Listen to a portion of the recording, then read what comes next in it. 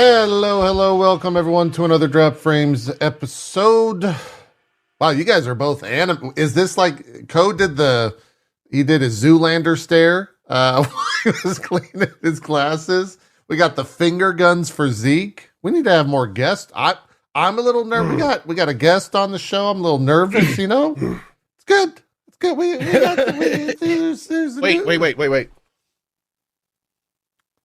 Nice. That's not bad. Not bad. Pretty good. Did you have to warn the guests today? Like, you have to warn people about you. My dogs are jumpers. They'll jump on you. They just want to smell you a little. They're just really excited. We'll calm down after a little bit. I just like that we were doing sound tests. That's why we were a little bit late to the show.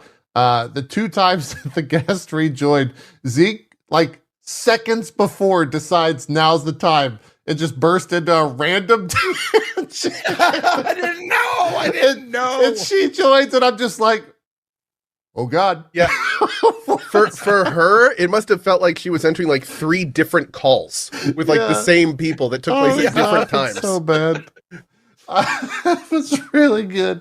Yeah. Oh man. Anyways, maybe we'll share one day what those were. But maybe 2 of them I don't think Zeke wants us to share. Not because they're bad, but because they are secretive to people. Yeah, they're secrets. Yes. So, secrets, we yes. shall not you will share. find out. Yes. We will not share. Anyways, plan is we got 2.5 hours, 2.5 hours with us. And then Carrie Patel from Avowed will be joining us. She's the game director over there at Obsidian on Avowed. She'll be joining us for the last 30 minutes of the show. And so we'll try to sneak in as much as we can. There's actually a lot of stuff to talk about. We didn't do a show last week. That was the week that I guess let's just start with the Twitch streamer payout program adjustments, which kind of a weird thing how they did this in the blog. I don't know. Maybe I'm old and jaded. Let's just get it out there. Because this entire thing felt like a way for them to just sneak in regional prime pricing. And like not that many people were really talking about it. When it's gonna be like a compliment sandwich. Thank you. Zeke, you beat me to it. Yeah, you say the good thing and then the bad thing and then another little good thing, you know? Yeah. So the things that they put in here, they're expanding the Partner Plus program to give streamers access to increased net revenue shares on paid and gifted subs. They're eliminating the 100,000 cap for 70/30 net revenue share recipients, which that is a very positive thing. I think that was something that a lot of people were kind of down on in our social spheres.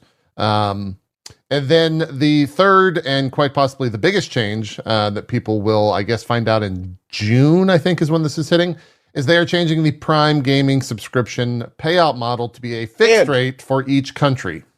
For the first time in history, in the history of Prime subs, a Twitch Prime sub will no longer be worth a normal sub. Yes. Anywhere. So they are starting the machine up that will eventually, slowly over time, strongly devalue Prime subs. Yeah. Which, to be clear, we've all say has been coming for years.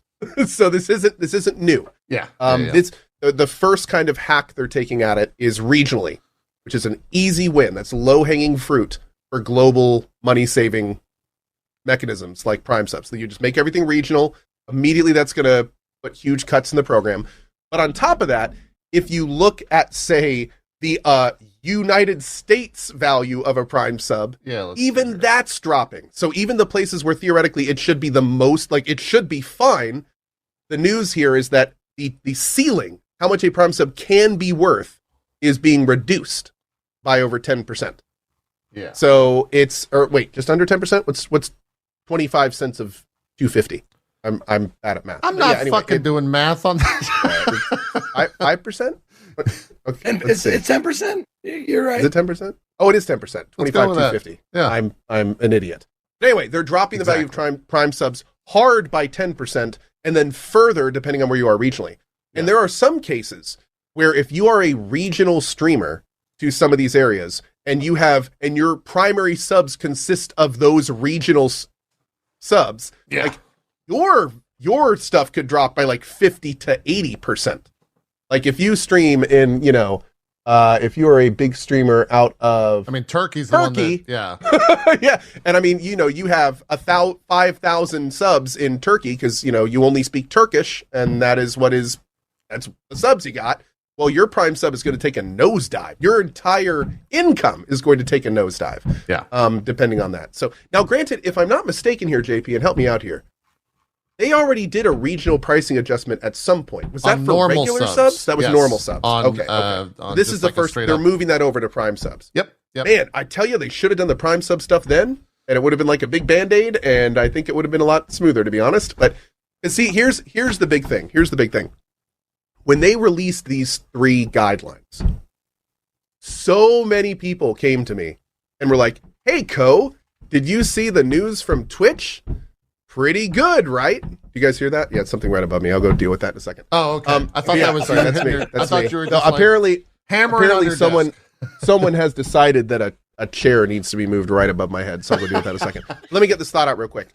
If you look at so many people came to me and said, "Hey, did you see the update from Twitch?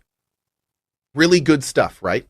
Yeah. And I don't mean like one person did that. I mean like 15 to 20 people over the course of the day when it came out. Like, "Hey, what's Code think about these good new changes? What's Code think about these?" So let me make this clear. There is no real good news in that article at all. The 100K cap. No. You don't think that is? Not even that. Why's that? And let me tell you why. Please. Because they made that problem. You can't count that. You can't say it's good news. You can't say they're delivering good news when they're just removing something they put in. That is like true. That's not good news. That's them literally creating the problem and then solving it and being like, "Look what we did. We're great. It's you can't. It's mafia. Yeah, no. It's mafia style. It's very mafia style. Hey, that's right. You got a nice shop here. Be a shame if someone would come in here with baseball bats and break it. It's very up. similar. Maybe you pay us for protection. Oh no! Exact same thing. We're never getting another Twitch employee. I never again. But it's the exact same. It's the exact same thing with the affiliate, the new stuff for the affiliate and stuff like that. It's like cool. It's easier for them. But it didn't exist before you put limitations on it recently. Sure. So it's like, this is kind of good news, but it just makes it a little better than the bad news you gave us months ago. Yeah. Yeah. So it's really strange. It's really strange to me. Program is bad. Because we wouldn't need the Partner Plus program if they had just not put all these limitations in the first place. The whole purpose of the Partner Plus program, like they are creating this thing because they didn't give everyone what they wanted back in the day. Instead, they were way heavy with it, and now they're kind of slowly going back to where it was. Except we're not even back to where it was, and they're like, hey, look at us, we're doing well. And it's like the problem here is. This would be a totally different thing if this wasn't supposed to be out there as a win. Like, it's one thing to have a conversation with your community, and they're like, "Hey, we know we screwed up at the beginning. We're working towards a place that we can both be happy. Here are some more concessions to try to get us there. Like, we're working with you to try to make this better." But instead, we kind of have this big thing that came out. And what was this in response to? These 3 things were in response to bad news, if I remember properly. This was right after the layoffs. Right after the layoffs, exactly. It was about a week after they announced they were laying off their layoff staff, PR recovery program, and they're using it for that.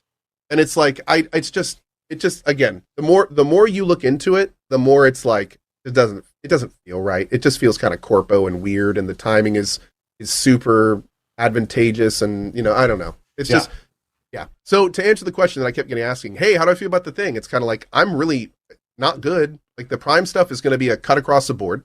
Yep. The 100K cap thing off is great, but I mean, they put that in themselves a few months ago, and it was absolutely ridiculous when they put it in. Like mind-numbing. That 100K cap, for those that don't know, that 100K cap thing was mind-numbingly ridiculous.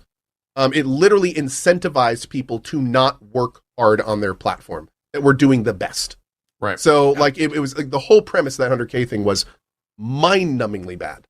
And then, so reversing it is kind of like, it makes me wonder if they put that 100K cap in just so they could remove it later. I mean, I kid you not. Imagine being like, like going to your doctor is like, well, you know that lung we removed on accident last time? We put that back. What? No, thank you. What? I mean, sort of, yeah, kind of. Where's the credit here? Yeah, it's just a weird situation. So yeah, I mean, don't get me wrong. And here's the thing: as people know, I like giving Twitch credit when they win. I love giving Twitch credit when they win. It's great. I just don't feel like anything in here is a win. Yeah. Well, I think people are come June. It's going to be a pretty significant hit. That I think actually went a little bit under discussed as well when they did normal sub pricing to regional. Like that was a pretty significant hit to streamer income, but it didn't really pop up a conversation at all. So it's one of the reasons though they delay this stuff and they announce it early. So you forget about it. The bad PR will kind of die down, and then it will quietly get activated behind the scenes, and they won't promote that. Yeah. And that way there won't be a big alarm bell situation because it's not like an MMO releasing and the servers turn on and everyone's hyped. It's like it's just going to be this slow trickle of people slowly realizing over months period of time, like, wait, I'm earning a lot less for the same amount. Yeah. Like, and because it's not going to be like a big explosion, they're counting on it not being a big deal. Yeah. So I also wonder, I'm really curious if we will. I don't think we're going to, and I'm 99% sure this doesn't exist now. Feel free to correct me. I wonder if we'll get a list of where our Prime subs are from, and the breakdown of like. I wanted to say you can do that already. I think you can do that with your normal subs now, can't you? I'm not sure. Let me see. Yeah, but by all means, please. I'm pretty sure you can do that with your own subs. If not, I almost feel like there's legal reasons they need to make that a thing. That they should, yeah. Oh, yeah. Like, when you're getting paid and your income is reliant on that stuff, like, there has to be, like, that. It's weird thinking that two people could have the exact same amount of subs and be receiving different amounts of money for them and not be told why. Yeah. That's weird. There's things about that feel illegal.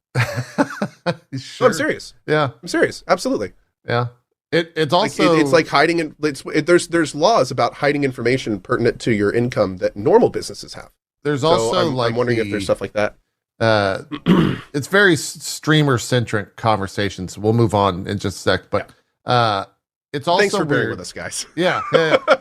It's also weird because I think back in the day, streamers. I mean, I'll speak for myself. I can't speak for everyone. But people would go around and be like, oh, they have X many subs. They're generally making about this much a month. That's cool. Good for them. Now you just, who knows? They do that. Like, it depends on how many subs they have in different regions.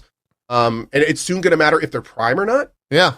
Like, there's going to be like this you huge also list of language questions. They speak is going to be important too. Yeah. You also start to think regional. That's what I mean. Regional. Yeah.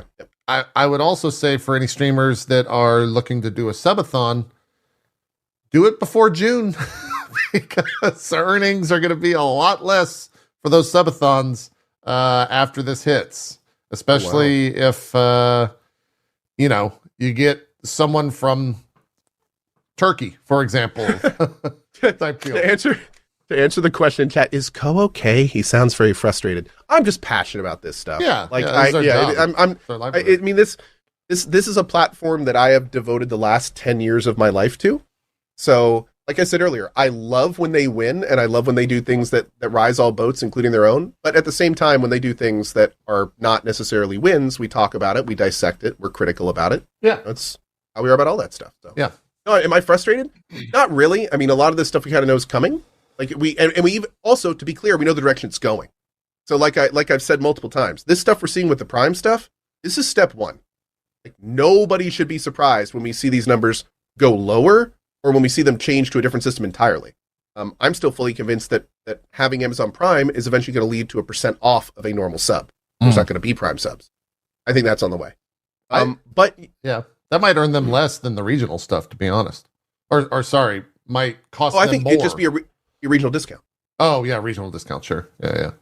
That would probably be the way to do it. But my point is that curious. Twitch needs to make money. We know they're not. We understand that they need to do things to get to making money. But this is that magic time or they need to do it right. Like this Twitch right now is in one of the most tumultuous positions it can be in, because it's got thousands, hundreds of thousands of people that visit it and love it every day, tens of thousands of people where their jobs are dependent on it, and they have to make really tough decisions, and they have to make more money from this point moving forward. So things have to change, and this is like one of the most important times of this company's existence and how they're going to do this. Yeah. Okay. We've all, or if you've been paying attention, you've heard about the profitability and stuff like that, and how YouTube wasn't profitable until blah, blah, blah, and Twitch isn't profitable, blah, blah, blah. Yeah.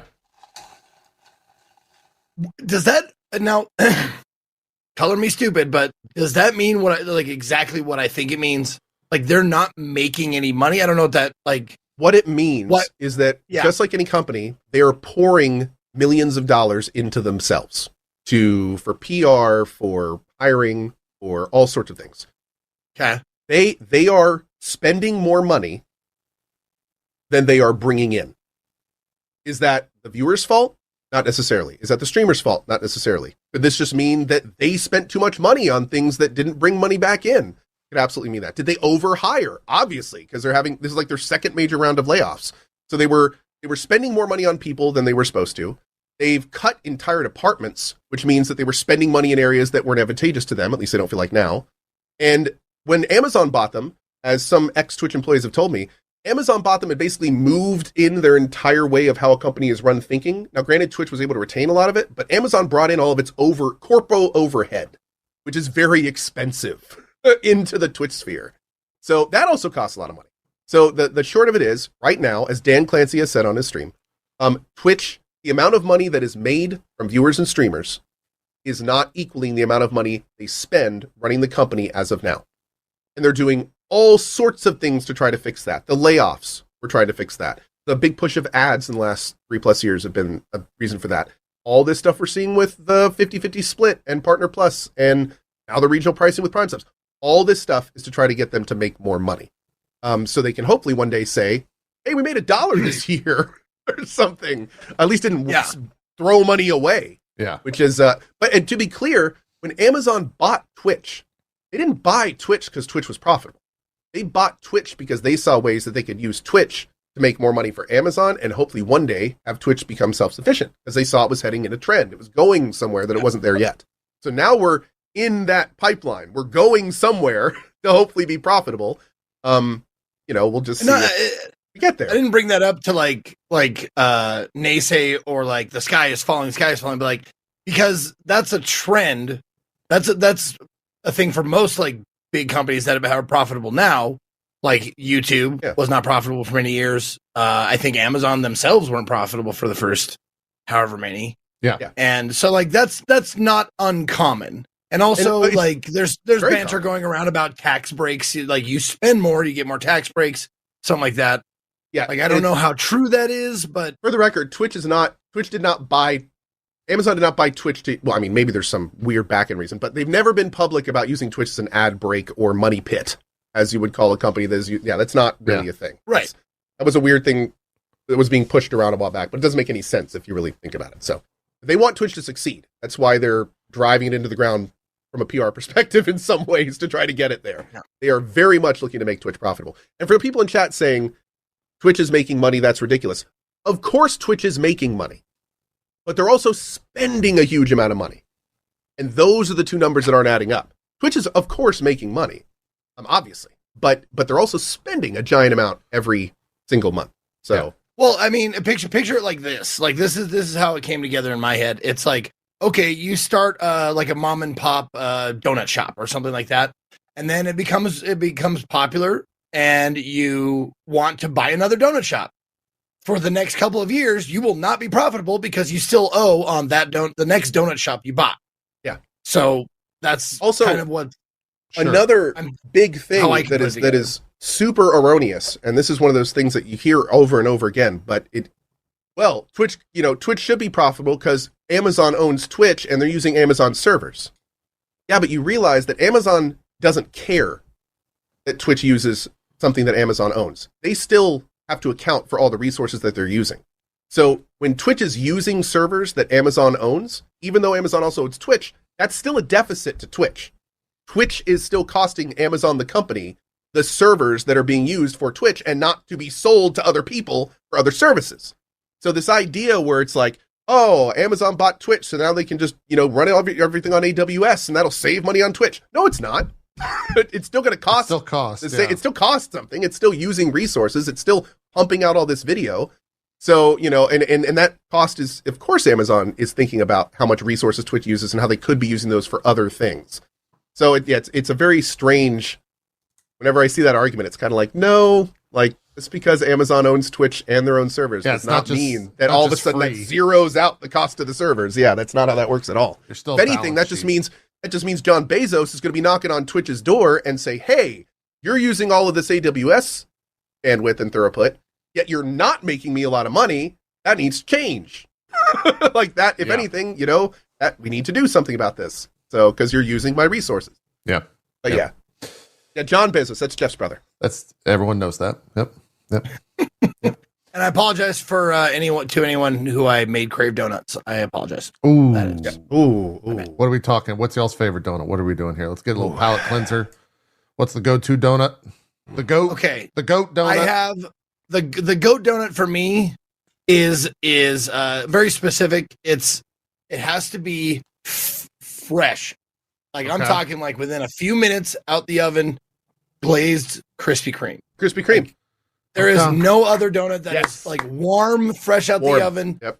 However, if you're talking about just the donut itself, just like the non-specific donut, I love a good cruller, like the tractor tire ones. Yeah. They look like tractor tires. More room crullers, for, and they're spongy. Oh, so good. Those are good. That was the big thing for crullers. That was the thing. They made them so they have more surface area, so you can get more glaze in them. They're sweeter and better. Oh, so good. That makes sense. So good. Crullers. I recently, like in the last couple of years, got introduced to Cronuts. Only one place in town makes Cronuts, which is a croissant and a donut mix. Oh, I thought a cronut was a cake donut, a croissant donut. Okay. Wait. Yeah, croissant donut, because if you you could see like the flaky like layers in it and shit. Yeah. It was crazy how good it was, because there's only one place in town that I can get them from, and I was like, I've never tried a cronut, and I bit into it, and I was like, they're what dangerous. the fuck? They're dangerous. This black magic that you're putting in my mouth. How have I never heard of these? They're great. You got to get them. However, they're about $5.50 a piece. 550 calories a piece. So what's a calorie? Don't have a lot of them. You got to be careful about the calories for sure. I had no idea about Cronuts. Yeah, my brand loyalty there, Zeke, growing up in South Texas, is Shipley's Donuts. I don't know if you've ever had that before. Sure, but that's where I've been. It's old Shipley's. They do. Oh God, now I'm blanking on the term. They do kolaches, if you know what that is, which is not really. It's not a donut at all, but they use the donut batter. It's like a pig in a blanket type deal, but nice, but fancier. Yeah, that's where I go. Okay. Yeah. And then Round Rock Donuts is obviously like a staple in North Texas, but those are like, you don't want to eat those every day. Hey, you're ready? I'm going to piss off. Those are like 1,500 calories a donut. You got to be careful. Yeah. All right, ready? I'm going to piss off an entire country. Okay, let's do it. Oh, I went to Timmy's. Oh. Not good? Yeah. Okay. Tim Hortons, yeah. I don't know if that'll piss him off. I think Tim Hortons is just like the safe, right? Like it is. It really is. It's like the McDonald's. I don't know if anybody's going to defend it like they defend In-N-Out or something like that. I don't know about that. Yeah. I was going to say, if you walk around here and you're like, man, I love McDonald's. People are kind of like, maybe. McDonald's is safe. I can go to any McDonald's anywhere in the U.S. and pretty much know what I'm going to get. That's how I feel about McDonald's. Okay. Pretty much anywhere. Period. I mean, I went to McDonald's in Japan. That's probably great. While there are added items to the menu, and it's not all exactly the same, those motherfucking fries are exactly the same. Yeah. And that's why people keep coming back to McDonald's, because the burgers, if you like fast food burgers, their burgers are good. Yeah. But their fries. Their fries are good. They're tasty. Anyways, let's talk about some other video games related stuff. Where do we want to go? There's been a decent amount of stuff. Zeke, I'm actually let's just open this up. Suicide Squad. Have you played it, Zeke? Oh, did you jump into that at all? Do you have any? No, I've been like I just got done with CD-ROM-A-THON, so I wasn't playing anything but CD-ROM games. Okay. And in my off time, I was playing Palworld. Oh, fair enough. Yeah. Co and I both did sponsored streams for it. I finished the single player. I don't think, just judging by what I saw on your Steam playtime, you did not go back to it after said sponsored stream, right? Nope.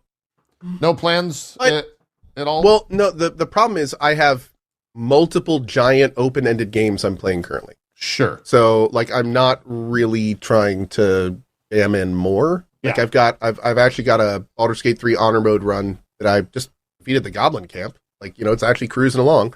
And then like a Dragon Infinite Wealth, you could like Luke and his Tauntaun, you could, cut open and live in for 5 years if you wanted to. So that's been a thing.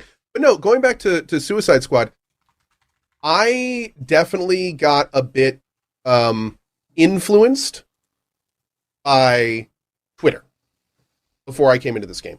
With a negative opinion? I heard a very negative opinion. Sure. Actually. I saw that there were a lot of issues with the review keys and not all of them favorable.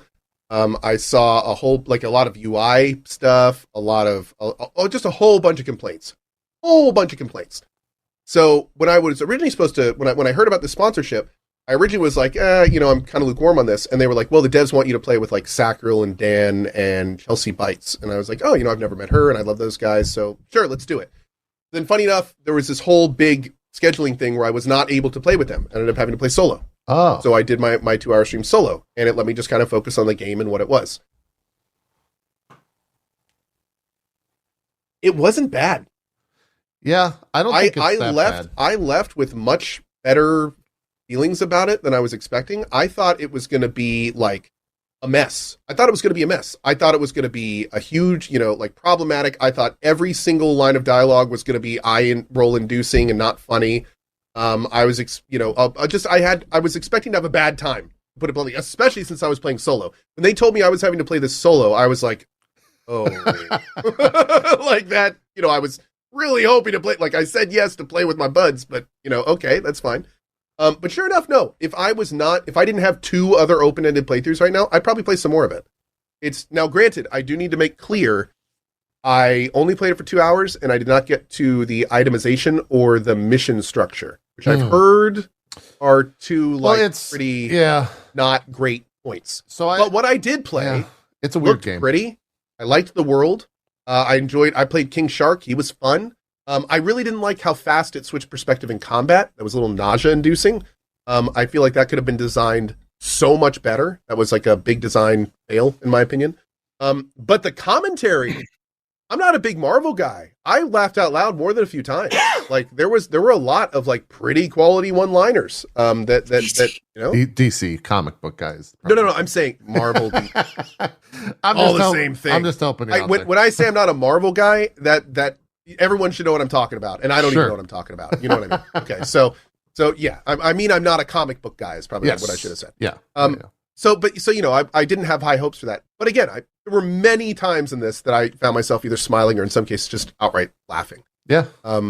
So now I've only heard, like, seriously, are people only playing King Shark and Harley? Like, is that it? Like, no, not at all. I think the other guys are very basic. Though. I mean, Harley is Harley, and King Shark's a giant shark god, and then you have like guy with boomerang and guy with gun. Captain Boomerang. Well, it's Captain Boomerang's son, technically. He's like, everybody underestimates Captain Boomerang, but he's like the cowbell. Like, gotta play the hell out of it. I mean, I think that's like one of the issues with the game is I got asked a lot because I ended up finishing the game, so I had streamed it. Did you? Okay. It was. How did it take you? It was it was about 11 hours, I think. I mean, I can look at my Steam thing to give you the exact number. It was 12 and a half hours is what I spent in that game. A little bit of that was in the post game, and a little bit of the story. Like towards the very end, they basically say like, "Go invest in our game as a service before you do the final mission." And that was a little bit like off-putting. Wait, what? What? Yeah, What does that even mean? I mean, it's major. The game as a service part of the game at the end game is directly related to the story. And you know what?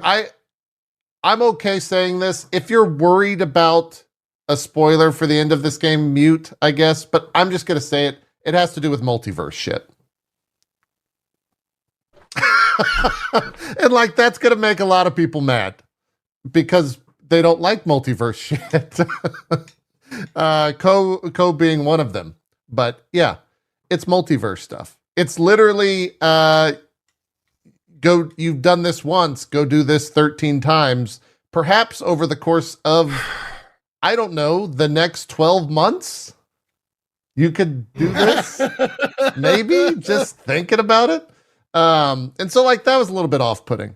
But I agree with Co 100%. Like the dialogue in the game is fun. I found myself laughing multiple times. The issue though, which kind of gets to what Zeke was saying, is like, I find the four playable characters, some of the least interesting characters. They have great dialogue, but like, they're just not, I'm not jazzed to go play Deadshot. Like, that's just like, and I found myself multiple times during the actual story. You're like watching these like, huge characters in like media and comic book lore with like so much backstory, which is very well done. And like, there's so many just small like nods to comic book lore throughout the entire game. You're watching them fight, or you're hearing them fight, or you're hearing like, oh, Superman's doing this, oh, Batman's doing that, or Wonder Woman's doing that. And you're like, man, that sounds so cool. What am I doing? I'm escorting a fucking truck. Like, why am I escorting a goddamn truck for the fourth fucking time through this map? I want to see this fight. Someone in your chat, Darkhold at me, JP, said the gameplay loop of this game is insulting, and I'm guessing that's what you're talking about. Yeah, it's like, that may be the mission structure thing I was hearing. It is. Now, yeah. I'd love to hear like what is it? Why is the mission structure thing so bad? You do the same thing in the opening of this game that you do at the end of this game. For the 12 hours I played, I never did. I was shooting purple guys and getting armor by shooting their legs, and then left clicking to get my shields back. I did that for 12 and a half hours to get through the story. Like, it's a little bit reductive to the actual thing, but that's all I was doing. Like, there was... That's it? Yeah, like, there was not... Very one-dimensional gameplay? Yeah, it's like... or there's like there's a plant, and you have to go and, like, defend the plant point, or escort the truck, or... They do some missions where they were honestly the more annoying missions, but it's like, you actually can't do damage to this creature unless you crit it. And so then you have to like figure out how to get around that. Most of the time shooting them in the head or freezing them or something like that. But it was just like very much the same thing for everything that I played. And by the end of the 12 hours, I was very much like, I'm good.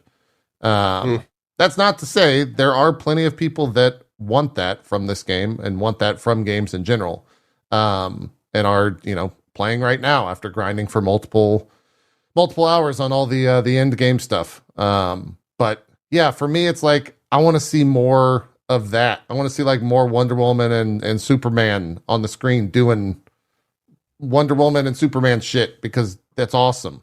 That's like the highlight of the game for me, is when you actually get to interact with them and just like see them. Cause they are written very well in this game, for all of that stuff. The boss fights, Co, did you get to a boss fight in your first 2 hours? I don't know if you did. I don't think so. The boss fights are a little bit rough. Rough in the sense that they're not super interesting. And I think for the, at least for the end game, the final boss, it actually reuses one of the earlier boss fights. And I think that's kind of how it's going to work as a game as a service, is you're going to end up doing that. But yeah, that all said, while I think I'm very critical of the game in that regard, it's fine after that. Like, it's perfectly serviceable in terms of just running around, shooting people, grabbing some friends, you're gonna have like a 7 out of 10, 8 out of 10 time. Like, it's fine in that regard. But if you're wanting, I think this is where a lot of the pedigree of Rocksteady actually works against them in this regard. If you're wanting the next Rocksteady game, the next You're wanting Arkham, the next Batman Arkham, the next Arkham game, this is not it, and it is very far from all of that. Even though it takes place in the same universe as the Batman Arkham games, it takes place about. It's 5 years also after a that. really tough sell when you're kind of riding off the back of insanely quality games like the Batman Arkham game, which, funny enough, this game just made me want to play more. Yeah. But then you're charging $70. $70 is very hard to swallow. Trying to get more money out of your players before they finish the game. Yeah. Where it's like you don't even let them finish the game, and you're already trying to pump them for cash, and you just spent $70 on it. Yeah. Like, and I have to admit, I promise you that someone got to that part and just turned it off and uninstalled it. Probably. Like, after paying $70 to have that kind of thrown in your face, like, that's... Well, before that's Friday, it was $100 for early access. To dive into the game, it was $100. Another... and then Friday when it launched, thing. then it was a $70 game. Which that is... that people would join the stream and be like, hey, is this worth $70? And I was like, look, $70 is worth 70... is worth different to different people, but like... No, probably not. Here's what I would say. $70 for you said 10-hour game? 10 to 12 hour main story. Now, granted, and here's the thing. If you say, well, it's only 10 hours, and there's also going to be a bunch of post-game content, it's like, no, that's what you're paying for the live service. You don't count that for the 70. Like, they're going to be pumping you for a different amount of money for that. So what I'll say is, when you're talking about a game, it's 10 hours long, $70, then you start talking about, well, how much am I paying per hour? It's like $7 an hour, right? Or gameplay that never really changes, that never really gets more interesting. Apparently, they still try to pump you for cash more before the end of it. Like that, man. That's survival game people are laughing, hard sell for $70. They're like, I could get like, dude, I could get Palworld and Enshrouded for $60. Yeah, that's right. And I have hundreds of hours. Whee! Totally. Zeke, what you just said was the exact point I was trying to make. Is you look at something like this and say 10 hours of repetitive gameplay for $70, or I could go get the new, like Enshrouded, Palworld, Like a Dragon. I think is Like a Dragon cheaper because it's got 200 hours. Probably if you're interested in maybe 20xing that time. Yeah. So it's definitely a little. Yeah, not good. Yeah, not good. It's $70 too. Well, at least it's worth it in that case. But yeah, somebody just said Baldur's Gate 3. I know, right? There's a bunch of games. You can get this or Baldur's Gate 3. There's a bunch of games you can tie to for sure, for sure. When you ask if I wanted to bring that up. When you ask if something is worth it or not, I remember a long time ago when we were talking about that on this show, and it was years ago, and Ko said he brought up the $1 per hour, $2 per hour thing, and I'm like, that's actually not a bad it's not definite, but it's a good base to go off. Can you get $1 or $2 per hour of enjoyment out of the game? And if not, if it's less than that, less or more money per hour, is it impactful enough to make it worth it? Because some games are short, but they are experiences like shorter, art as video games, like games like Gree or Viewfinder or something like that. The ones that really blast you with a lot of really cool shit, but in a relatively short amount of time. Somebody just mentioned something in my chat I find hilarious. I spent more time doing the Dundoku Island minigame in Infinite Wealth than you spent playing this entire game. Yeah. I think you could. The argument there is I was playing a AAA story with voice acting, and you were probably looking at spreadsheet. Essentially, no AAA character. No, what's Quad A? We're going with Quad A. No, you're saying the Dundoku side story game is Quad A. That's where we're going. That whole thing that's what I'm saying. What's 5A? Is that a thing? Because it should be for this conversation. Sure. No, I will say, was it AAA cutscene game? Absolutely not. Was it incredibly fun? Actually had huge progression mechanics. Sure, and had more actual Animal Crossing mechanics than Animal Crossing? Then yes. So no, yeah, as somebody said, it took Ko going to Japan to play Nintendo games. But yeah, it's because I had to play. No, I got you. Yeah. But I thought it was funny too at the time. Yeah. But no, I mean it is crazy to think about the value comparison when you think about like all the different things and ways you can spend your money in gaming, like to get that amount of quality hour time out of it. It's very different for other people. Yeah. Not much more to say. I don't have plans to revisit it. If they put out like story stuff, maybe, but I enjoyed the time that I spent with the story of it. I enjoyed story aspects of it.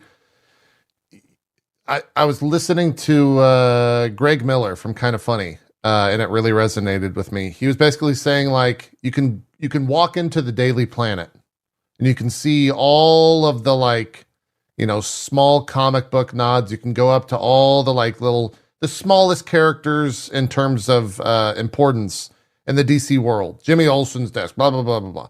Go up and like see all these little like nods to them, right? And that's great. But then you walk outside and the game just starts to fall apart. And like that love, so to speak, is not there. The soul is what I think he said exactly. Like the soul is not there. And that really, I agree with that, like 100%. It's just, I want more of what is in these small moments of this instead of the like game as a service moments. It really started to bug me where it's like, God damn it, there's going to be so many games as a service things. And then we can lead into our next story because the next day, due to the Griffin Gaming Partners and Rendered VC, released a 2023 game development report where they spoke with 500 studios, a little bit over 500 studios. And the report said that 95% of the studios surveyed are developing or maintaining a live service game.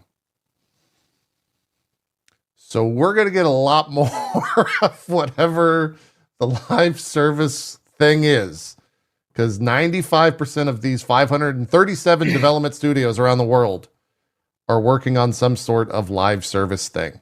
Always online games moving forward. Very scary. What is this you're talking about? Okay, I'm going to repeat what I just said. No. I'm saying like what was the exact name? I didn't see that report. The Griffin Gaming Partners and Rendered VC released the 2023 game development report. GameIndustry.biz was the first to report this, and then it got picked up by pretty much everyone else. But yeah, a little scary. I don't know if they specify what exactly. They're just for the record, they weren't interviewing like little indie devs. They were interviewing like Electronic Arts, Bandai Namco, from software. So it made it sound like that like 95% of devs in general were making live service games. That's what made me be like, what are you talking about? No. Like all the major companies are making at least one. I think they might list them somewhere. But yeah, the short of it is we're gonna get a lot more of like always online type games. This is not.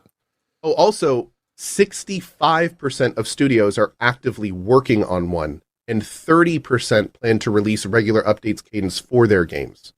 I think it means 30% of the 65. So 65% of all they do are actively working, and then 30% of all they interviewed are planning releasing regular update cadence. So I think it's potentially 65, not 95. I'm reading 95. Unless I'm reading something different. I will read directly from said article. The report states that 95% of studios surveyed are developing or maintaining a live service game. That means that just over 500 studios are currently making or working on some kind of Destiny-like video game and probably demands an always online connection and features seasons and battle passes too. According to the survey, 66% of studios agreed that live service is necessary for long-term success of a video game. The report also says that non-live games now take about 2 to 3 years to develop. Meanwhile, live service titles can take more than 5 years. It further explains that the majority of live service developers are working faster than ever to create enough content to satisfy players and keep them hooked. Quote, across the industry, live service teams reported their ideal production schedules as weekly to bi-weekly for live op cadences and bi-weekly to monthly for game content updates. In the context of game development, which typically spans multiple years, live service production schedules are moving at breakneck speed.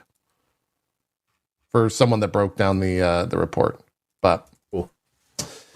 Yeah. Isn't the pitfall that like you spend all this time making a live service game and if no one fucking likes it, you're just kind of dead, right? Yeah, I mean, you have like the Avengers situation, potentially the Suicide Squad situation, right? The thing about a live service game, though, is that the premise is that you are working on it, delivering, get paid. Work on it more, deliver, get paid. Work on it, deliver more, get paid. So if a live service game comes out and it flops, well, they probably haven't made a lot of the whole point of a live service is that you're essentially getting an unfinished product. Right. You are getting something that's not done. So, and they're going to put in more doneness, and they're going to charge you for it. So the idea is that if you release a live service game and it flops, well, they're just not going to put in the rest of the resources to finish it or get it to a point, they're not going to keep developing for it. Yeah. So, yeah. It's in some ways a lot safer than like a full game, because if you spend X amount of money on a live service game, you release it and it completely flops, then you can just cut putting any future resources into it, For these live service games, do the profits come in the form more of like battle pass type stuff or pay modularly type stuff? I would think probably pay modularly, but the battle pass is the quote easy sell, right? But most of the money comes from like, here's a new skin, or in the case of like a Genshin Impact style live service games, like here's a new character that you can purchase type deal. Those are like the big money gets for sure. And some people in chat are saying, well, they don't release unfinished games. It's like, no, I mean, you can say that, but at the same time, when a game is being developed and the game is planned as a live service game, they are planning 9 times out of 10 to release a large, meaningful future content before the game comes out. So in that case, you are literally designing a game where you are designing big core parts of it that are not going to be in the game they pay for at launch, that they are then going to charge for later. Yeah. So unless it dramatically increases the scope or something, which it doesn't generally, they're not like expansions and stuff, it's generally just little stuff they charge you for, then I think it's a really easy argument to make that they're saving resources doing it that way and releasing games that aren't in their final state as base products. It brings up the idea of like live service games that we all know of, like Destiny, for example. Like that game is never finished until it's Destiny 3 time or whatever. Yeah. You know what I'm saying? Like take a game like Warframe. Like Warframe, when it released, it was a not very good. Same with Path of Exile. Those games released actually unfinished. And as live service games are, they've been producing. They even remade the beginning of Warframe years and years later because they were like, yeah, that was terrible. So we've completely remade it. And that's frequently happens, like revamping the new player experience and stuff like that. So, I mean, I say unfinished, but I don't mean that it's missing features or buggy or not working properly. I mean that it's not feature complete. I mean it's unfinished in the ways where it's like traditionally you would jam all that into one product and that would be your release. That's what you do 20, 30 years ago. But these days you plan on not putting things in the base game. And that way you can sell it to the player later instead of including it in the base game. And they have those roadmaps out, probably at least a year or 2 plus when the game comes out. That a lot of times that stuff's in the design doc before the game's even made. Like, on year 2, we're going to do this. On year 3, we're going to do this. So it's like, the idea that the base game would be the finished product doesn't even make sense in a live services. Yeah. The end of the roadmap would be release the game. The end of the roadmap is turning the servers off. Release the game is like the 4th stop on the roadmap. And then the 20th stop. Yeah. And the final nail in the coffin for any live service game is when they are either 2 things. They turn the servers off or they stop making new stuff for it. And if you're not making new stuff for live service game, it's just wasting money. So, like that's, unless they have like a real good reason for keeping it on, like flooding it into another product.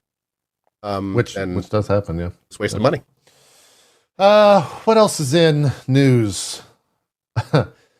It was funny how quick I was to think of Co when I saw this news. The Embracer Group has canceled a Deus Ex game that was apparently in development for 2 years. They were getting ready to start production this year, I guess, on that whole thing. But they canceled it. JP, can you hand Co a tissue? Yeah. Thank you. Yeah. So much. I have joked. Okay. Yeah. Thank you. Here you go. Oh, thank you so much. Oh, thank you. I don't. That's weird.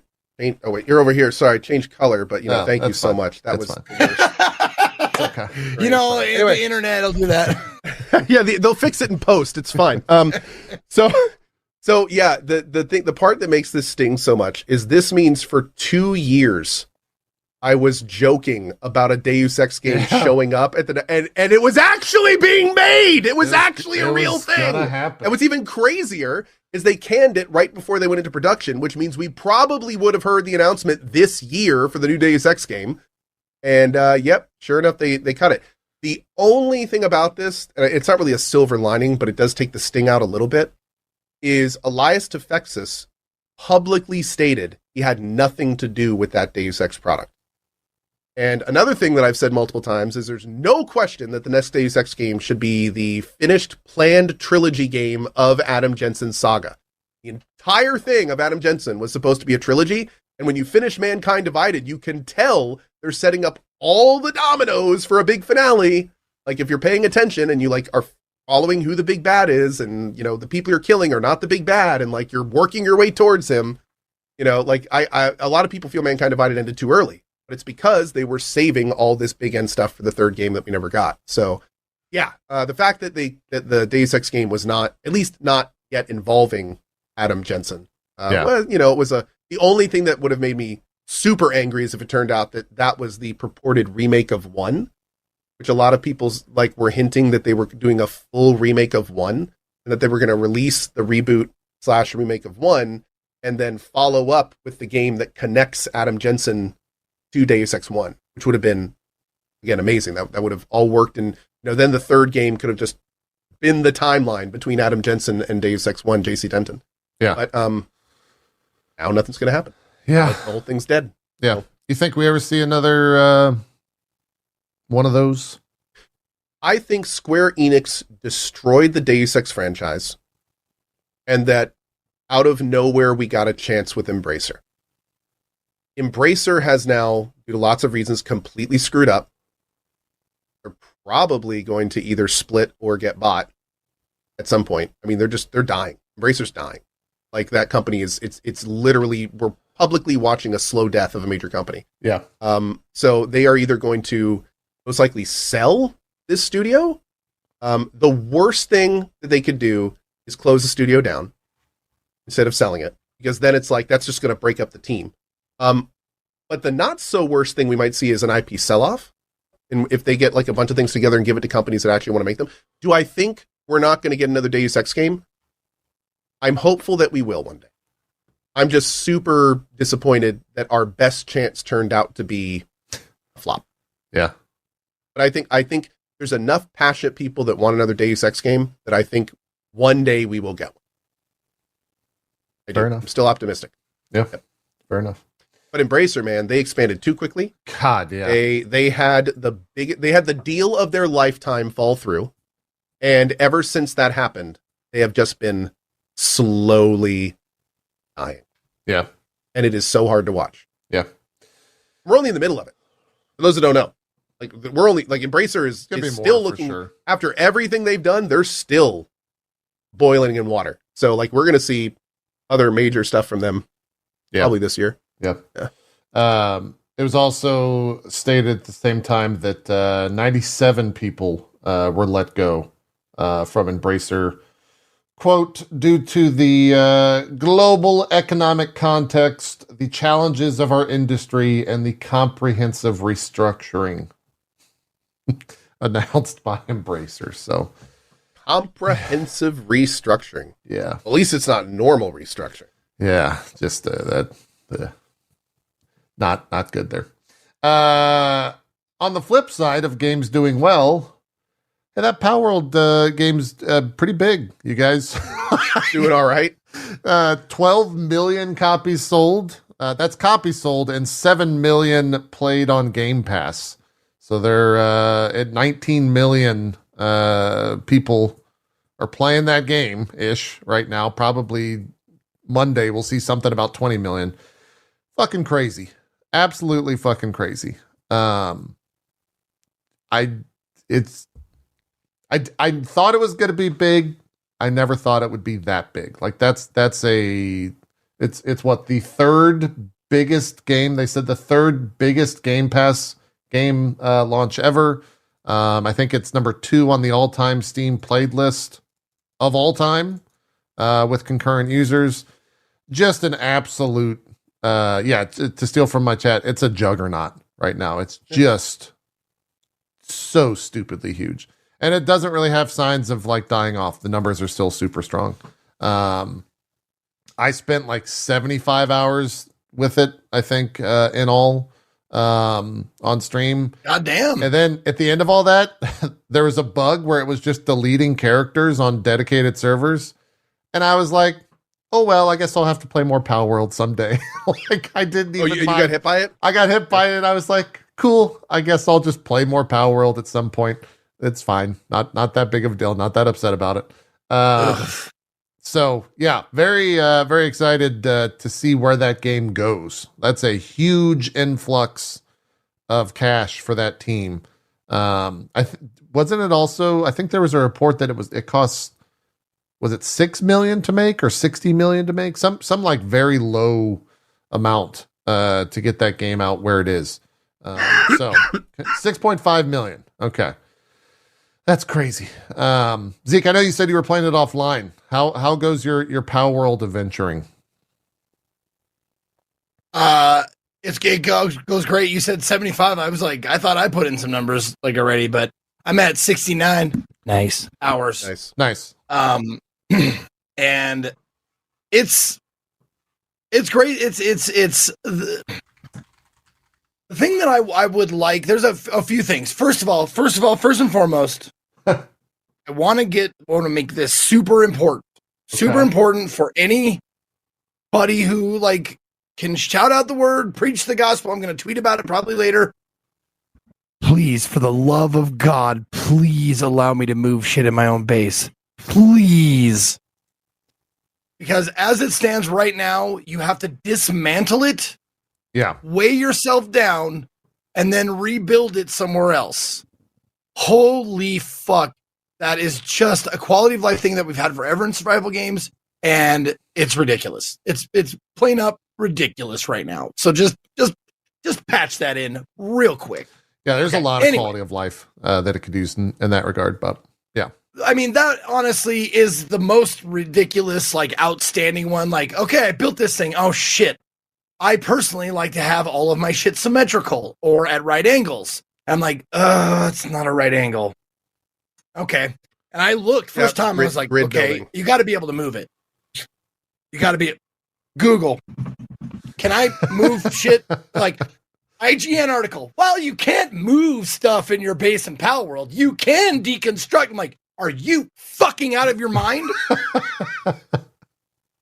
Sure. I mean, the deconstruction system is actually pretty great. It gives you all the resources back. Yeah, it's 1-to-1. It's quick, but I understand what you're saying. Lose anything. Yeah. Yeah, I moved my entire base in like 3 minutes, which was really great. Yeah. Awesome. Yeah. But Zeke is right. There should be the ability to move stuff. 100%. Sure. Yeah. And a grid system. Most importantly, there should be a grid system. Yeah. Like so you can place things the exact distance apart and then make them all face the right. Yeah. Any game like this should have a grid system. One more thing for us slightly OCD people. The first button, the left. You know how the left click button when you build should be the button where you can build multiple of the same thing.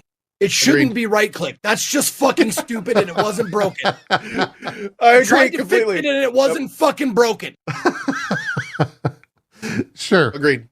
That's Agreed. dumb. And then you forget that you can build multiple, so you keep going, like you're that asshole that keeps opening up for every single thing of the 10 things you're trying to build, and you have that guy in chat, you can just right click, right? You can just right click. I know, but my muscles don't, so shut up and let me suffer. Yeah. I've been doing this for 30 years, just like this, and I will continue to do it just like this. Palworld will not tell me otherwise. Exactly. And at the very fucking least, like, how hard is it to make everything rebindable? Is that a really hard thing to do? Depends on the game. Because it's not everything is rebindable in the game. Yeah, it's not. It's true. I don't know. There's a lot of times it depends on how the game is made, but a lot of times, especially if one command does lots of different things, they don't necessarily want to have it so like if one button, fires if you're looking down right click, but it also interacts when you're in the world, but it also does this if you're in base building UI. Like changing those buttons around can lead to all sorts of like weird issues. So a lot of companies just don't let you change some of the multifunction. Yeah. That's okay. Okay. That's relatively common. Fair enough. But and yes, for those of you who are it's early access, I know. But I'm talking this is basic shit. This is like basic survival game shit. Like no other game, none of the other building games that I've ever played has put build the same thing again on right click. Yeah, they have some decisions which are strange, like that one for sure. Yeah. That's not the only one. The game has multiple little weird QOL/design decisions that are obviously like, this is not how this is normally done. Yeah. But I mean, it's also doing so much new stuff that it's, kind of whatever. What's the opposite of a compliment sandwich? Because that's kind of what I want to do right now. I want to the negative stuff right out of the front. The shit. I believe they call that a shit sandwich. Oh, sure. The meat of it is it's a really fun, like, I love playing it off stream. I don't play a lot of the survival building games on stream because it's a turn off the brain, just go around and like collect pals, collect resources, stuff like that. And it's got a great loop. It's fun to look at. It's the environments aren't all like gray and post-apocalyptic and shit like that. A lot of survival games are like that, are just like these browns and grays and stuff like that, because a lot of times you're just after zombie apocalypse or some shit like that. Yeah. This one, very colorful, very lively. The music itself also very lively. The sound design and the music are very, very well done.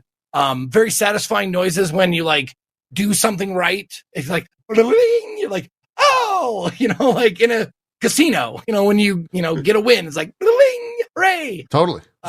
Zeke also getting the the mobile game mechanics. Oh yeah. No, there's a reason why that shit's in there. Oh, man. I know. Completely. It's just the dopamine hit, man. Yeah. I have my eyes open. I know, like, oh, they did that. They stole that exact thing from the Sex and the City's slot machine game in Vegas. I know that noise. Yeah. You get to a new area and it's literally the Zelda thing where it's like, do. Yep. Like, seriously, it's like, was that the Zelda thing? Dude, it's a constant dopamine hit. The game. I think that's why I got so addicted to it, like right out of the gate. Because I did 4 or 5 like 12-hour plus streams the week this came out.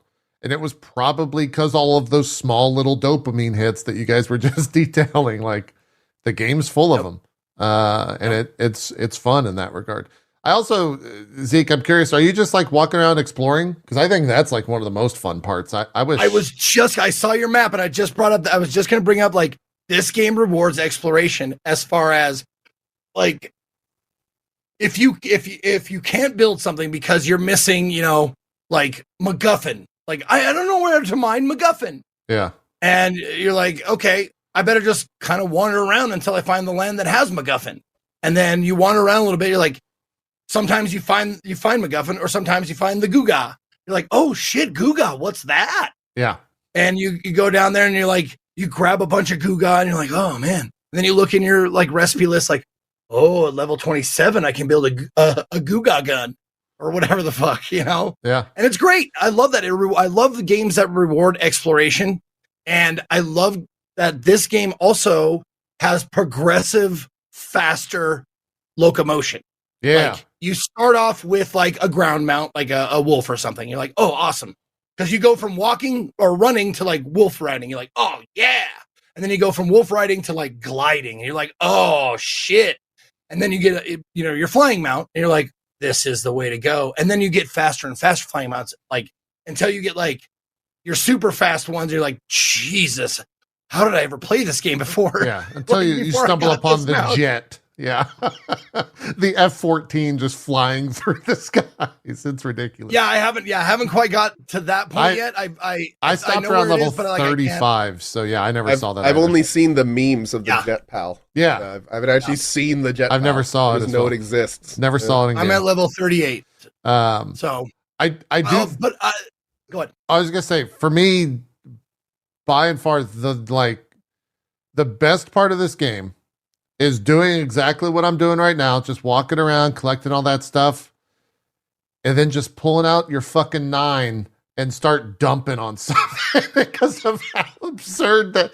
Just like there's a little Pikachu over there, and I could throw a Pokeball at it, or I could shoot it.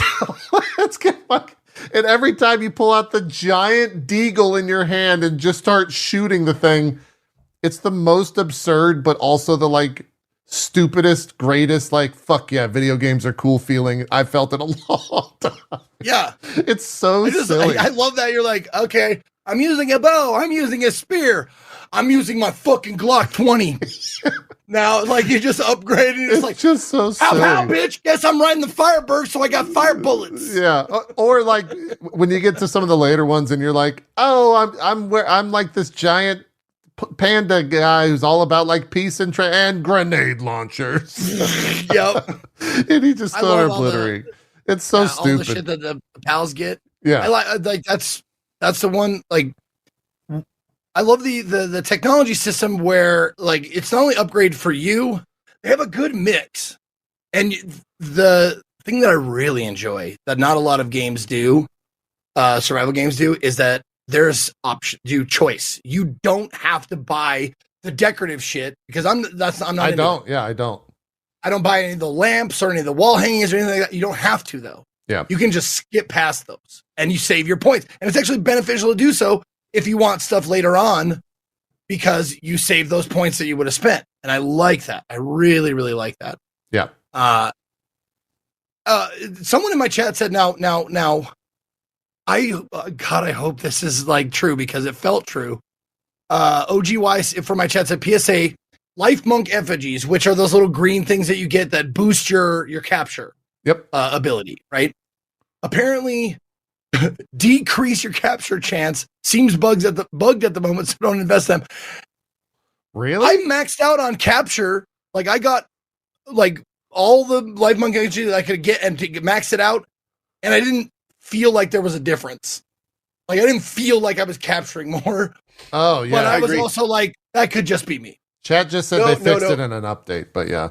Yeah, I was in the first few days. I remember when I was going after like a specific enemy, and then I had one catch and a specific pal, and I caught a bunch of them. And then I went to I found a life monk effigy that was my last one, and I took it back. It was the final one I needed for an upgrade. Got the upgrade, came back. My chance was identical when I left. Yeah.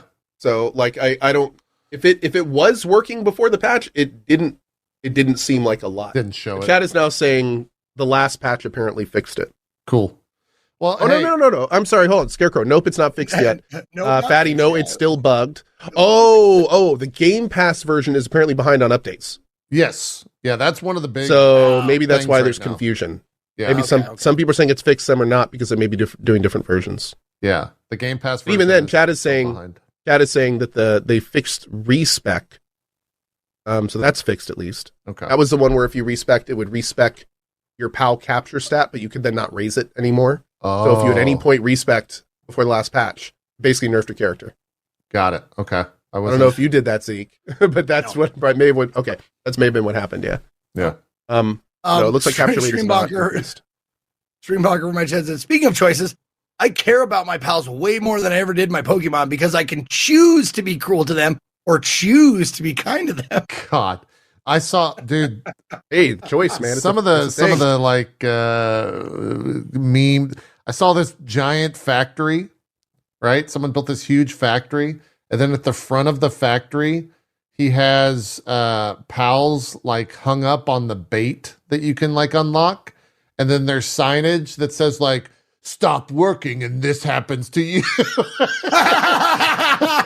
I'm just like, oh my God, some people are making it this way. No, and the thing is, like, people were talking about animal cruelty and shit like that, and here I am going like, I'm like, okay, first thing I get every level is the best food or whatever to make my pals sane. To make them like, happy, to keep yeah. them the happiest they can be. Yeah. So I don't feel like I'm, like a slave driver, like working these animals. I built the thingy that you makes them work harder. And I was like, because I honestly thought it was like, which would be a fucking good change, by the way. It was a thing that you could go, pal work here, instead of picking him up and throwing him at it. Right. I thought that podium was that. I was like, oh, great. The podium will do that. Obviously. No, it just makes them work harder. Dude, so I was like, I got trolled. Shit. Immediately deconstruct. I got trolled so hard. Because I had my little pal base working and everything was good. And I was sitting there going like, man, like this is cool, but they're missing this like super important part of this game. Like they're literally missing an entire part of this game because you have a pal that can do multiple things, but you have no way to prioritize when he does what thing, which is like, it's missing that completely. And I'm talking about this. And I was like, man, I was like, man, if only every pal had its own little priority thing like RimWorld. And someone in my chat goes, oh, you just need to build the thing. You just need to build the little thing. And I was like, oh, awesome. It was like 3 levels away. So it's like 3 levels of bliss where I was just like, I just need to get a couple more levels and everything's going to be good. And then I can prioritize everyone. And then I got the thing and I opened it and it was just like work harder or slavery. And I was just like, I was like, where's the box, chat? Where do I click for the box? That was early enough too. Chat was like, Now, I don't know how recently or if this was always in the game. Help me out. But when you pick up a pal, that's how you like kind of sort of assign them to a particular place. Yeah. Thankfully, they changed the keybind for that from F to V, which is nice. Oh, but okay. Did they add like the targeting system? Like you target a place and it says assign them here, and then you throw them at it, and then it assigns them there. So you're like targeting that place. I don't know if they have added that. That didn't exist in my place. No, they do. They have it now. So that's new. Oh, Darkro says, yes, they added that. And Nemco says, yep, they did add that. So that is new and it is added. Hey, that's awesome. It's a good change, but it's a good change. It's a fucking priority thing. But it's still garbage. Yeah, it's still like that. That's not an okay system. Like they need a priority system. Like when you start having a huge pal base and every one of your pals can do different things, like especially for someone like me that likes to build your base to have it be like the best version of itself it can be. Exactly. You can't do that at all in the current system because you never know what job your random pals are going to prioritize. Yeah. The same pal, you drop 2 pals in the same place, they'll like prioritize different things. It's just like, like what rhyme or reason are you using? Like you're crazy. 3 planting. And then the worst part, fucking plantation. You are 3 handiwork. You make my cloth. God damn it. And then the worst part is they have the system where you can pick a pal up and throw it on something, but then you do that, and even if there's nothing to do there, it'll just sit there waiting for work and not do the other 3 jobs it can do, and you're just like, yeah. And then they put in this whole farming thing where it's like, oh yeah, they'll go to the farm and passively generate stuff, but they'll be able to do like 5 other things and they just won't do anything but sit on their ass and generate resources. And it's like, no, I need you to do all the other work. And then if there's nothing to do, go sit on your ass like that, go rest if there's something, and you can't tell them to do that. So it's like any pal that has the farming thing and you have a farm, it's like useless unless you manually do it, which is also useless. So it's just, Yeah. Like that's my biggest hope. That said, oh yeah, chat is saying you need to have multiple bases. Yes, exactly. You need like a farming base and yeah. And you know how I know they can prioritize? Because if you have pals at your base with the handiwork skill, which is like, building stuff, if you start building, all of them will come over. Anybody with handiwork will come over and help you build that shit. That's right. So it's like that it can be done in the game. Yeah. It's like when you set all of your RimWorld guys, to fight fires, and then a fire happens. They all just drop what they're doing and run over and do it. Like they have that in the game already with building. So being able to have like a matrix and all your pals on the left side and all the jobs across the top. And then you can number them like 1 to 10 in terms, and then they just each have their own little decision tree that they go down, like perfect. In fact, funny enough, what you're talking about is one of the reasons I stopped playing. Yeah. Because that priority, I didn't really get annoyed by it, but I realized this game is not done. Like, this game is relatively far from being done. Like, yes, there are still some main core things. This game's fun. I loved it. Put 25 hours into it, didn't blink. One of the reasons I did quit was definitely because I was totally sold on it, and I knew that I'm going to play this game again. Same as Enshrouded. But it's the kind of thing where there's still some like major functionality missing for this stuff to work properly and awesomely, and you can see it in Palworld right now. When they get this stuff in, this game is going to be like amazeballs. Like, yeah, it's already great, but it's going to be, as long as Nintendo somehow doesn't sue them into the ground through some loophole, like, it's going to be even better. It's going to be incredible. And it doesn't have a main story that's not in yet. Apparently, there's going to be like all this connective material that leads you to the bosses, and the bosses are all going to have stuff. Like, I didn't read it, but yeah, I would love for that connective tissue to be there for sure. That'd be so great. So, it seems like cool. That the big bad bosses, the ones that are in, like, you know, their tower, the Elite Four, as it were. Yeah.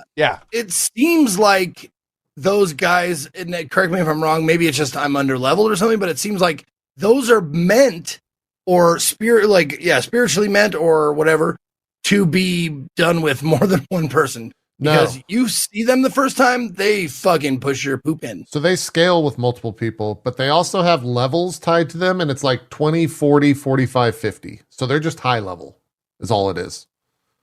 They're just high level things. And they do scale their HP. I think the first one's 40,000, and with 2 people, it's 70,000. And with 3 people, it's 120,000 or something like that. I only killed... So just level up then. I only killed the first 2. I didn't kill the other 2 because they have like 180,000 HP or something. I found the first one was easy, and then I went and tried the second one. And I hit it like 15 times, and by the 15th hit, I saw like one little tink, and I was like, you know what? Oh, I don't need to kill this boss. I thought you tried it 15 times. I don't. Yeah. No. I went not out of the realm of possibility, because I faced that fucker like at least 7 or 8 times before I didn't even die to the second boss. I just hit him a few times and was like, it's not going to be fun to beat this, and just turned around. Yeah. I was like, this isn't like I would have to go out, get about 50 times the ammo I have now, and then you know, there's just no point. Yeah. So I hope they all that stuff. That's the other thing. That's not really the demarcation of a good enemy or boss in a game, is like, oh, just more bullets. Like, just build more bullets, right? Yeah. That happened a lot too. Sponges are never the best way. Yeah, I would leave base with like 500 bullets. It's like, great, I'm good. And then like an hour later, it's like, what the fuck was I shooting? How do I have no bullets? It's like, was I just shooting the sky and doing desk pop for the past hour? Like, what the hell? Well, and it's not like I wasn't, like, every level up, like, my attack is like the level ups that I've gone is probably like 15 to 1. Like, 15 you put them all into attack? To 1 in like other shit. Oh, okay. See, I put them all in weight. So I was walking around with like 1,500 weight levels. Yeah, sure. I thought putting more into attack would make the tower guys easier, and it did not. Yeah, they need to like work attack on is that. The whole leveling system is kind of janky. Like, it doesn't make any the way that power progression works in the game and the amount of stats that level ups do. Like, I did 1 into attack, and then I did 1 into weight, and then every other point I had moving forward went into weight. It's like there's just no, like, if attack is going to do that little when you can get like hundreds and hundreds of extra carry weight, it just doesn't make sense. Yeah. So they need to rebalance that whole thing. Yep. And I hope they do. I mean, they've got money now, so I hope all that stuff gets cranked into, you know, pushing the game through early access, and a year from now, or whenever 1.0 comes around, I hope all of this stuff is added. And sounds like they're going to add more pals into the game, and they could maybe add more levels, introduce more stuff to unlock it. They could really do a lot with that. It could be super cool. They do have a long way to go in terms of foundational. Like, the priority stuff is big. I mean, apparently the last patch introduced, unfortunately, instead of remedying the issues, they introduced even more problems about pals getting stuck on trees and getting stuck on different parts of your base. And that is so frustrating to have that happen. Oh, especially that if you're was like such counting. a bitch. Yeah. If you're counting on a resource being done, you like set it up before you go out, and then you go out exploring for like an hour, and you come home, and on the way for the first time mining it, they got like stuck on a tree or something, and you're just like, dude, we ran into an issue, and I don't know if it got changed or what, but we had a mining base set up, and like dedicated servers run while you're not logged in. Like the pals are still supposed to work, to my knowledge. I don't know if any of this has changed. This is all first week stuff, so maybe stuff has changed.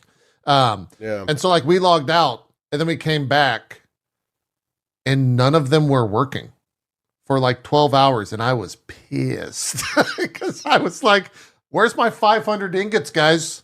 Like, what are we doing here? You guys were just slacking. I just got the image of you like lining your pals up and going down the line and like smack, and then walk to the next one and smack. You line them up, and then you get the 9, and your guys, what are you doing? You're like, I want every one of you pals to watch me as I do this, and you like slowly walk over to the podium, and then you set it to max work. You're like, you did this. You did this. Yeah. You see what you made me do? I didn't want to do it. You did. I just love that. It's so ridiculous. You're just walking around with like a fucking AK assault rifle in front of these pals, and like, oh yeah, I guess I'll go get that stuff out of the box, sir. Thank you.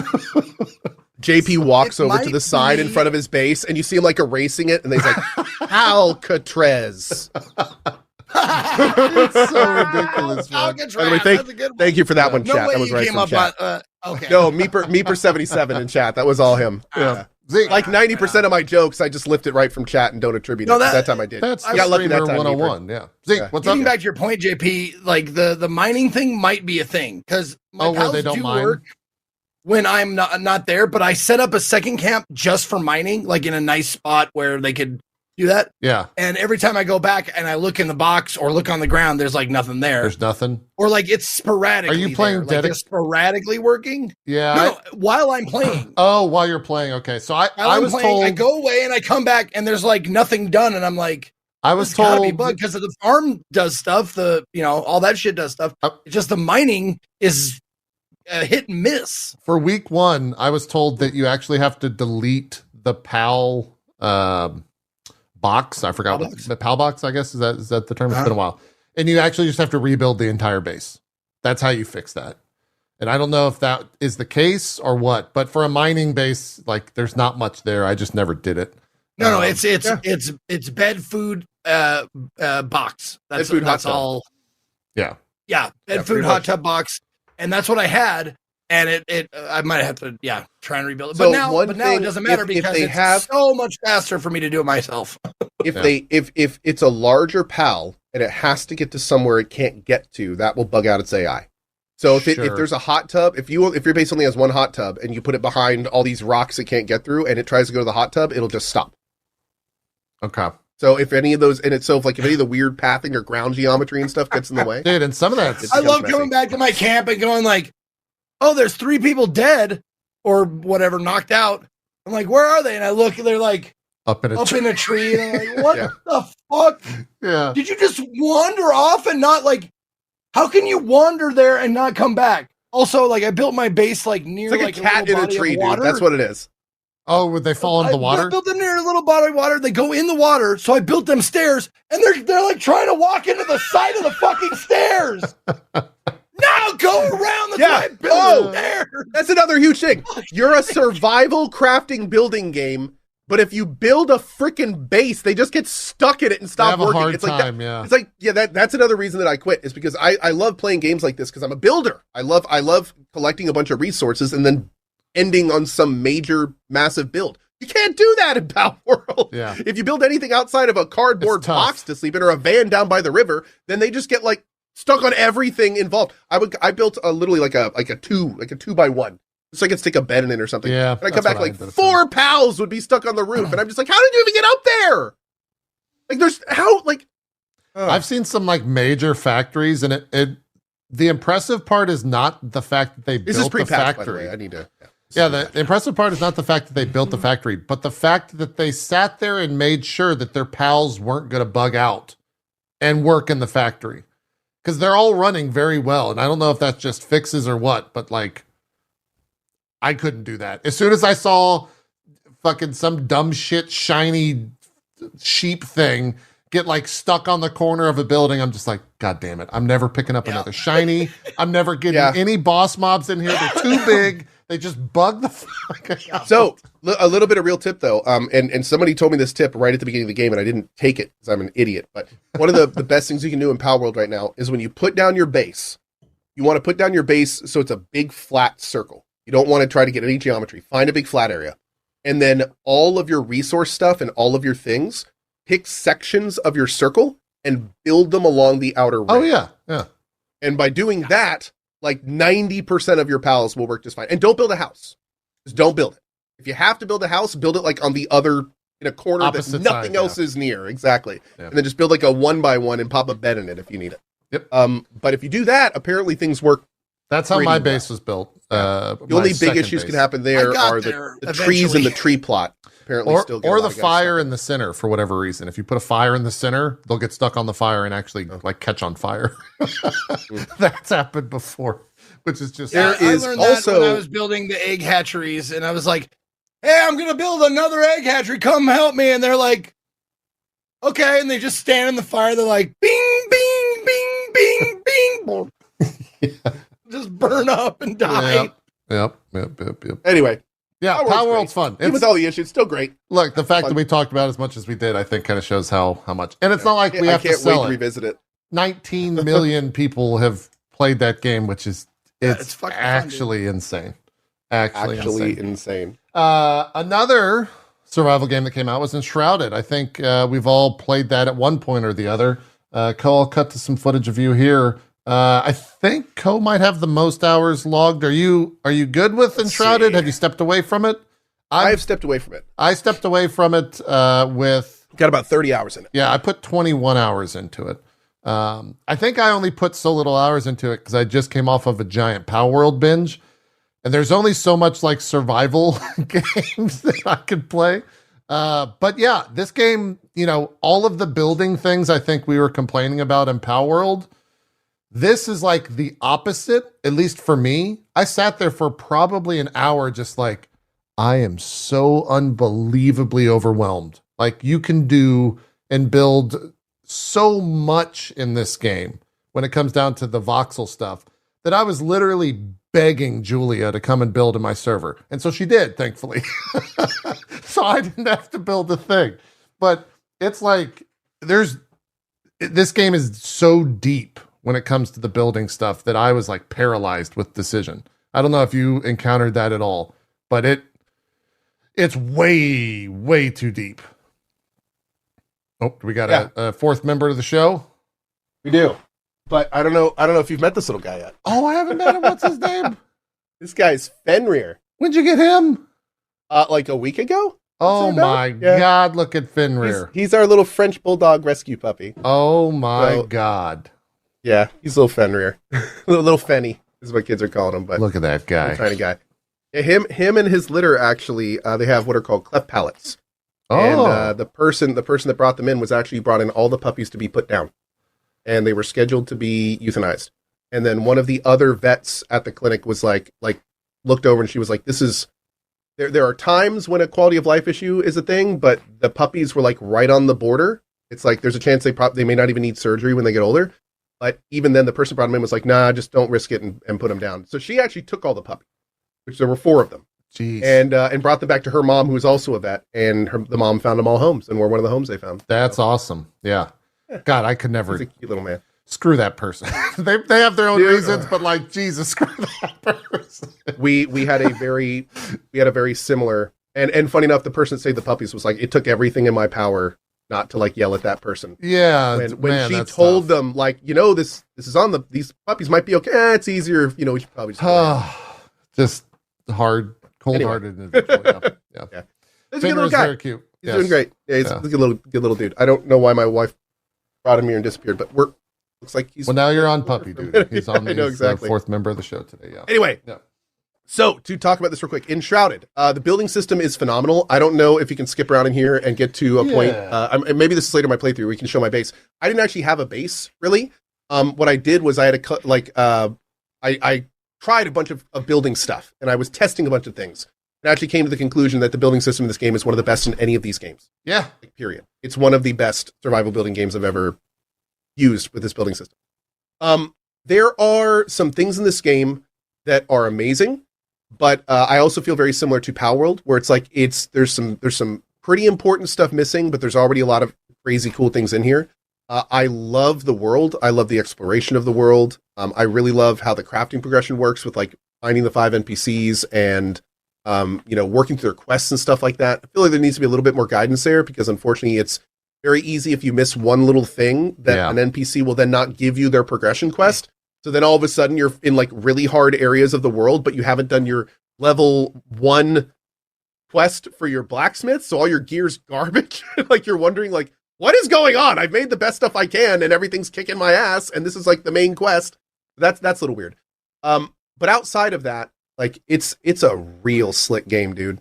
The thing that I have to say about Enshrouded is it feels like Valheim if it was more gamified and less sandboxy. And you can still play this like a full sandbox game, but there's no question that there's so many more mechanics in Enshrouded that are kind of like designed to lead and guide you and give you rails to go on. A good example of that is, all the different waypoints on the map, built-in fast travel points, the quest system in general. Like you always pretty much have an idea of what to do and where to go, which some people are going to like and some people are not. Some people really prefer the open-ended sandboxy Valheim way, where it's just like you're just making your own story. There's a crow that's going to squawk at you a few times every 5 hours, and then you're just on your own. This game is more of a game. So it's like, okay, you need to build 5 of these. Now go rescue this guy. Now go get this guy's crucible. Now go do this. Now go to this location. Now to go to here. And you feel like you're being breadcrumbed through the whole world. Yeah. Which is cool. Like I personally like both of those, so I don't really have not really too married to either one of those because I enjoy them both. But I do feel like it's really interesting because I feel like a lot of people felt that Valheim was a little too sandboxy for their taste. I think someone like Zeke is a good example where he played Valheim for a little bit. Although you really did end up. No, I played a lot of Valheim. He went back to like 300 hours. Example for you. Yeah, it's not because of story. It's because of goals. Goals. Yeah. Valheim has goals. Absolutely. Always something to work towards. True. But those are goals you set yourself. Like a lot of times, like it's, and which is one of the reasons I enjoy sandbox games so much is setting my own goals and then accomplishing them.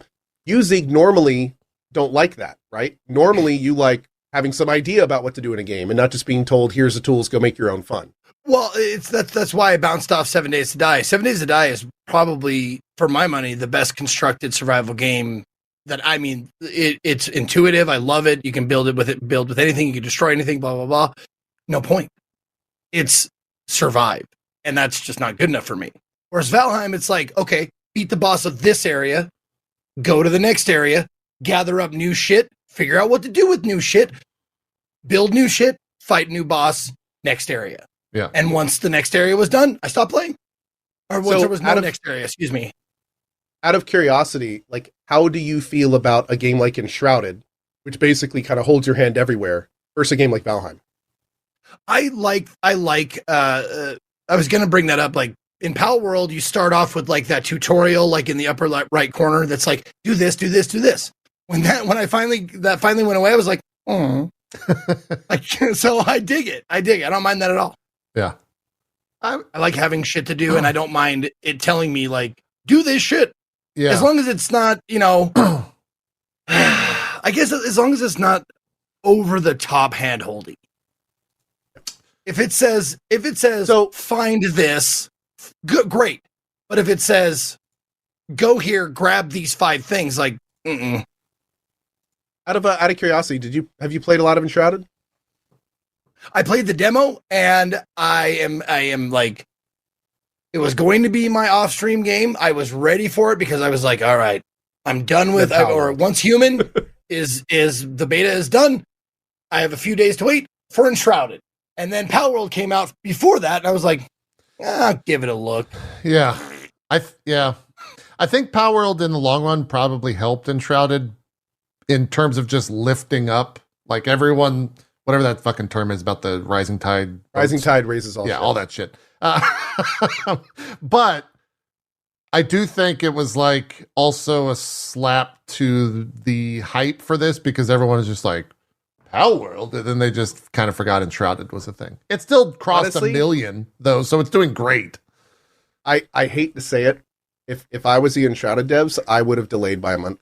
Yeah, you think that would have made people fall off of Palworld? I would have let people fall off of Palworld and then roared onto the scene like, "Hey, just spent 100 hours in Palworld? Ah, yeah, you like building stuff? Check our game out."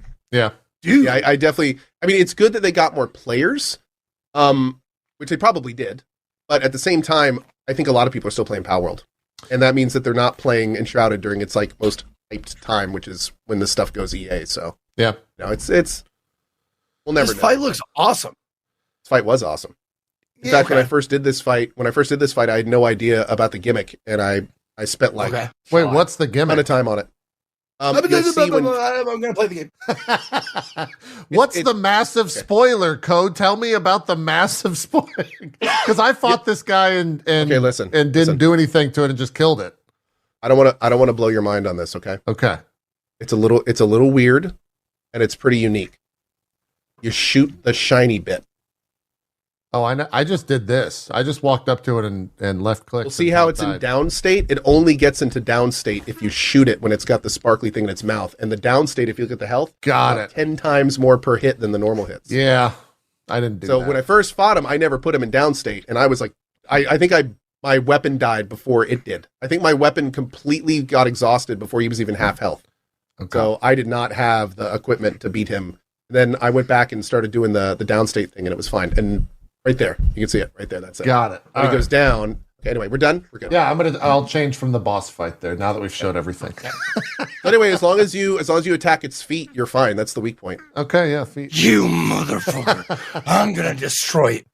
Oh, by the way, since while we're at a little bit of a pause, just so all of the chat's concerned, oh, puppy! I did see it. Okay, yeah, I saw it. Yeah. They're like, did Zeke not see the puppy? It's like I'm not. Yeah, I saw it. I feel like the intention was there, but the effort wasn't with that. Yeah. It's not my dog. I don't care. I mean, he was the fourth member. To be honest. Wow. He was the fourth member of the show. I've told you this. I've told now he might be the third. I'll tell you this. Right? I'd like to welcome our newest third host. But I only go, and melt if they're my dogs. Fair enough, I guess. I suppose. I guess. Yeah. Whatever. Everyone's entitled to live their life how they like. Okay. I guess we know who is one to get. Oh, it's adorable. Wait, how does the cat feel about? Oh God, now we've got. Oh, Dimitri's super old. He doesn't care at all. He doesn't care. He just hang out. The other cat, Siri, Fenrir chases Siri around and tries to bite her legs. Naturally. She's not super on. But that being said, Siri will just walk up and like walk right by him. And him and Gary haven't had too much time together yet. Gary tends to avoid him. Got it. Okay, fair enough. Yeah. He just licked Dimitri's nose, so I guess that's going well. Yeah, best buds. Yeah. Enshrouded is great. I'm still. It's great. Yeah, I stick by being overwhelmed, but yeah, it's good. And just like Palworld, this is one of those games where it's got a long way to go. I think they already have a roadmap for this. Maybe I'm thinking of Palworld, but I think you're right. Yeah, the mining and deformation, by the way, is some of the best I've seen in any game like this. Like, I don't know if you saw my base. I don't know if you noticed in my base. My entire base was underground. I saw, yeah. No. So chat was very quick to just build because I literally, I'm not kidding around. I sat there for an hour, pissed off because like I don't want to build. Like you guys don't understand how overwhelming this is for my fucking brain to comprehend. Everyone's like, just build underground. So then I started building underground, and I was like, okay, this is like not bad. And then all it took was one block that I built too far down. And it just fucked everything up to where it went like derp. And I was like, I can't do it. It's got to be completely flat or nothing. When you dug ground, did you do the foundation removal trick? Yeah. And then my mouse I could have just right clicked, but I think I like committed. You can always build it back. Yeah. But I mean, that's one of the things I like about the building system. Anything you do, you can fix. Yeah. Thankfully, they even have like a terrain dirt tool. You can sculpt with the terrain. Yeah. The whole hoe system you can use to flatten it. Like, it's wild. It's very in-depth. It's even crazier. No, what I'm going to do next time is I'm actually going to do like an entire underground like village castle deal. Like, I'm going to do like a whole big build. Funny enough, when I realized that's what I wanted to do is when I knew my playthrough now was done. Because I was like, all right. Yeah, because it was like I realized I was setting like an 80-hour goal. Yeah, I was like, I can't do this in EA, dude. Like, I know I'm going to return to this game.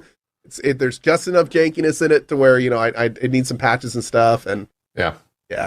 But I no question, I cannot wait for this game to keep evolving. I feel the same way about this game as Valheim right now. Like, it's just a fantastic game, and it's only going to get better. Yep.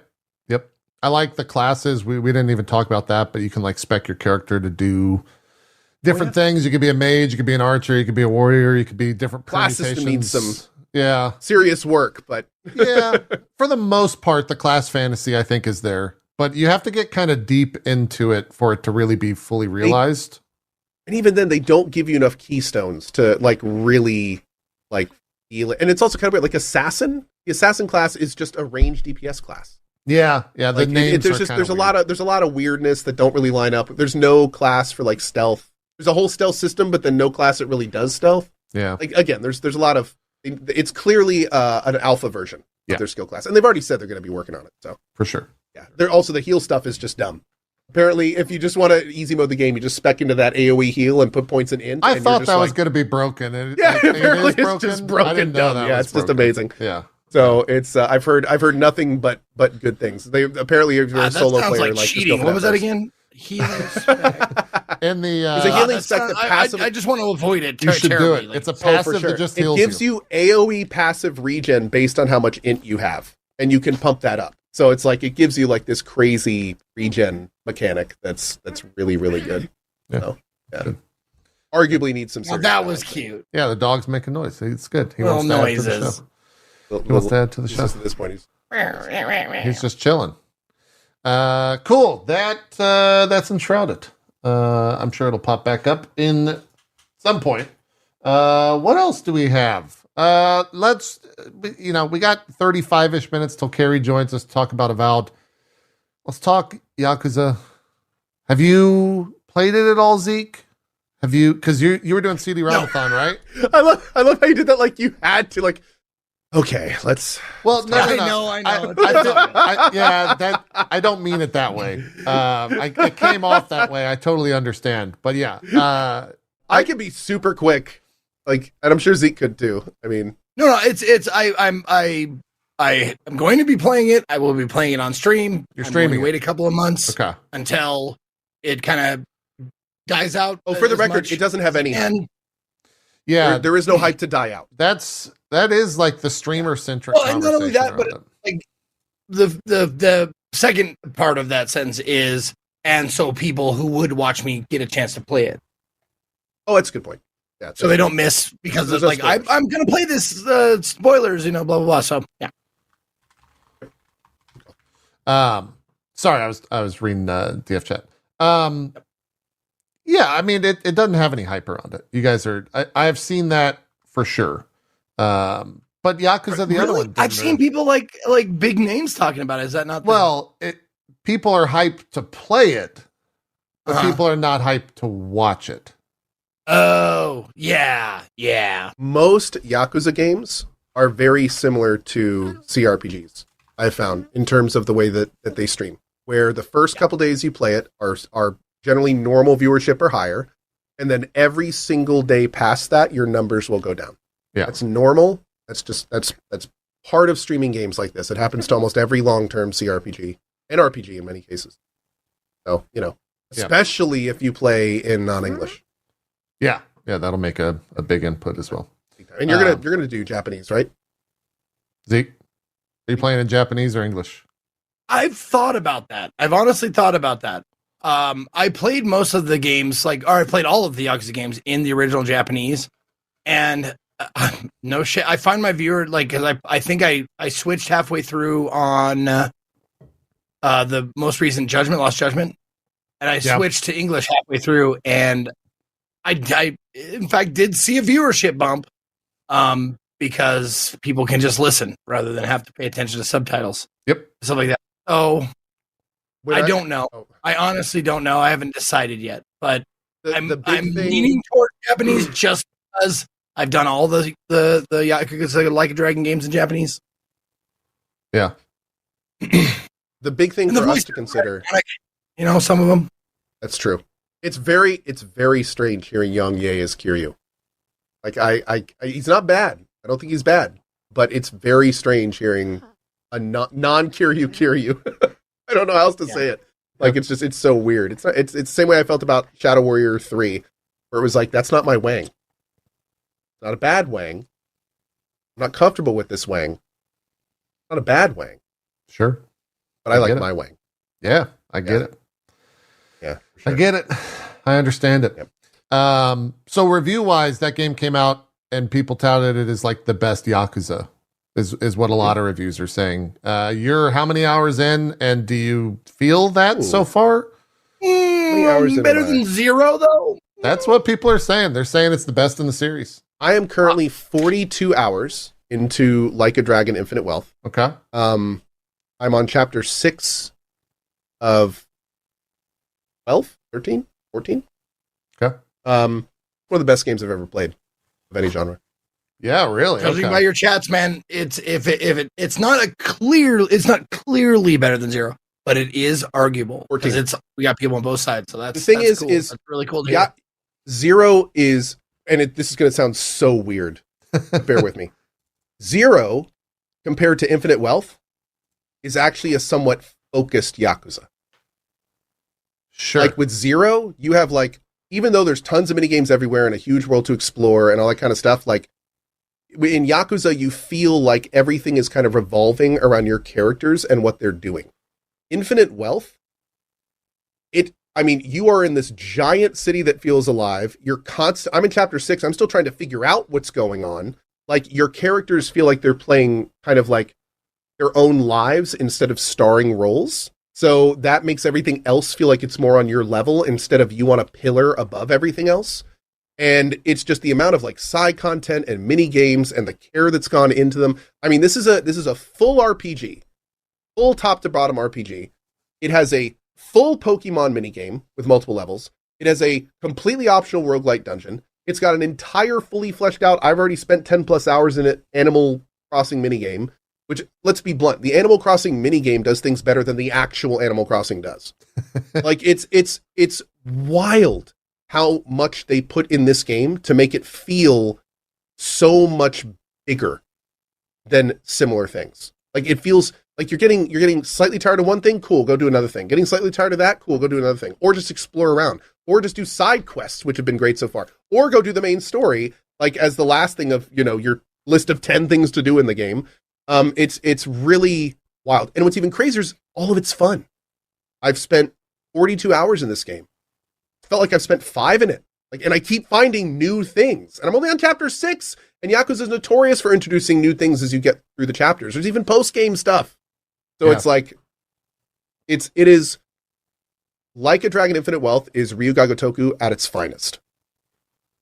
It is phenomenal. The only big issue I'd have, and the only issue I know I'm going to have, and I'm kind of disappointed about this, is apparently they put so much in the freaking game that it is super easy to power creep.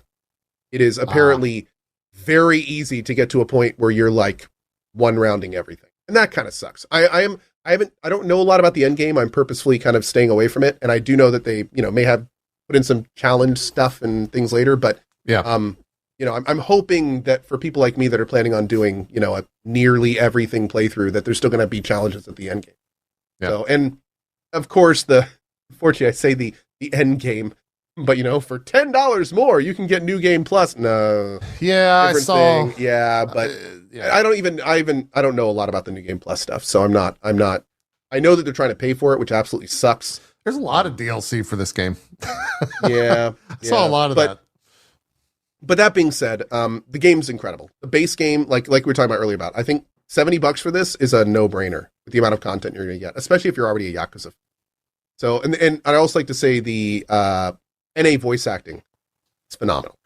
It's phenomenal. Good. I can't hear that. We switched to Japanese to do some of the karaoke, and hearing Ichiban Kasuga in his Japanese voice felt the same way as hearing Kiryu in his NA voice. Kaiji Tang does such a good job as Ichiban Kasuga that hearing it even well performed in Japanese was like, this is weird. Huh. I want the other guy back. Like he does such a good job as Ichiban that's his voice. That's that character to me now, is that voice. So it's really good. It's really good. Yeah, I'm having a great time with it. Cool. Great. Yeah. I've heard nothing but the same from everyone that's been playing it. So I love how I say specifically, in my opinion, for me, and all these people are like, no, not even close. That's so wrong. That's terrible. It's like, that's great. I'm glad you think it's not even close for me on my opinions. it happens. But people get over it. okay. All right. And Blue Eyed Rose just coming out with it. I respect your opinions, but they're wrong. There you go. That's the correct. But I'll respect them. That's how you say it. Yeah. That's right. How you say it right but I'll respect them. Cool. How many hours is that game? I've heard like over 100. Are you going to be able to finish it before Final Fantasy, I guess? Gene Park tweeted tweeted that he did not do the Pokemon game and barely did the Animal Crossing game, did not do all the side stories, and it took him 75 hours. Jeez. Okay. That's a lot. Yeah. That's a big chunk of a game. You got a month to finish before Final Fantasy. Yeah. Nope, yeah, that's easy. Yeah, no question. You'll be okay. No problem. I'm trying to figure out what games I'm going to play before Final Fantasy. That's where I'm at right now. Yeah. Well, we do have demos this week, so probably a bunch of that. I should probably take this guy back before. Okay. I will talk about two games. I'll save the one that I was going to talk about till you get back, because I think you will want to play it. Let's talk, Zeke. We can talk about your favorite game. Okay. Granblue Fantasy Relink. Yeah, see ya. I don't know how you knew I was watching every stream you did. I am on my trash.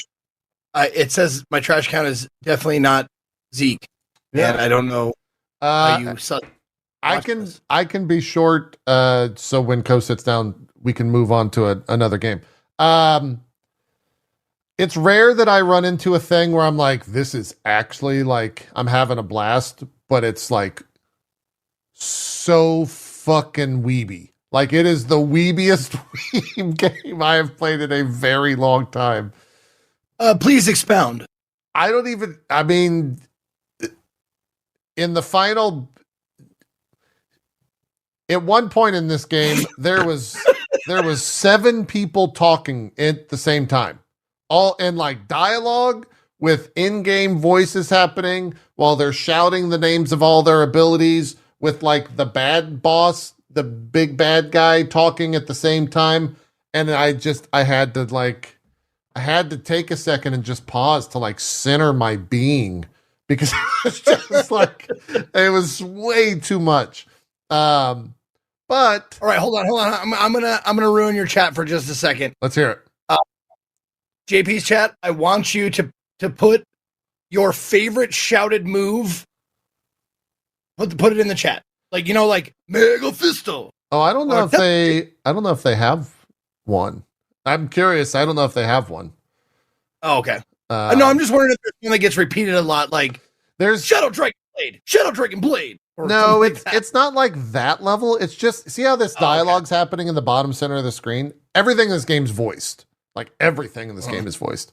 And they just do the thing where they expound just constantly, just nonstop, just blah, blah, blah, blah, blah.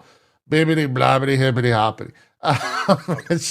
I sound like I hate this game. It's actually quite the opposite. I think this game's fantastic. Dude, we just got done shitting on Palworld for like half an hour, and I love the game. Yeah, like, it's okay. It's a lot. Yeah. It's incredibly weeby.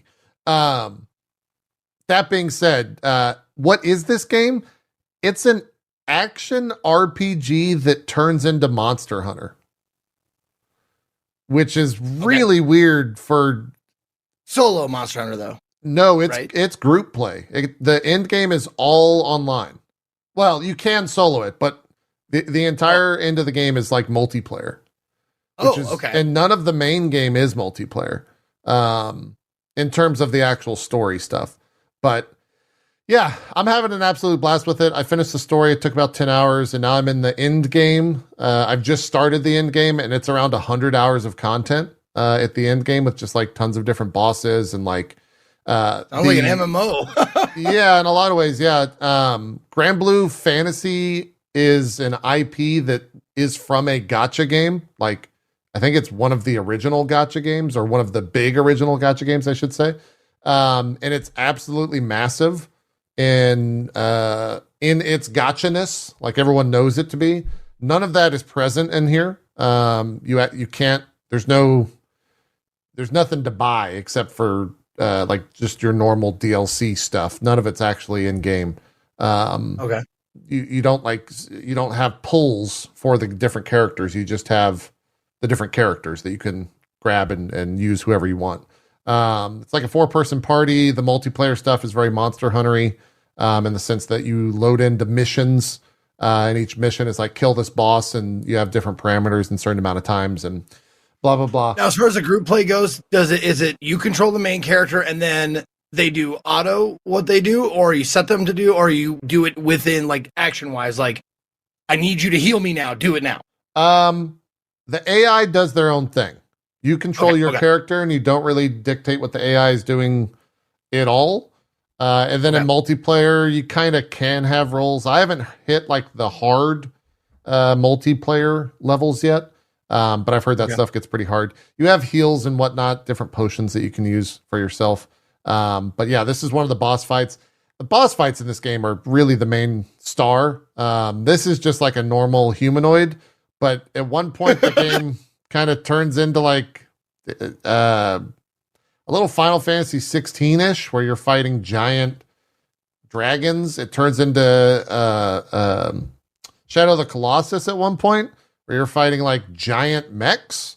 There's Go on. Yeah, it's kind of got all of that. Like, this one's cool.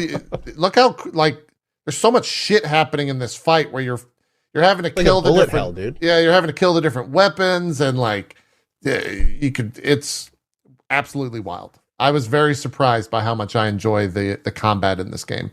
Of it just being like kind of mindless, kind of dumb fun, just watching things happen, watching things explode. Is it fully voice acted? Everything in this game's fully voice acted, yeah.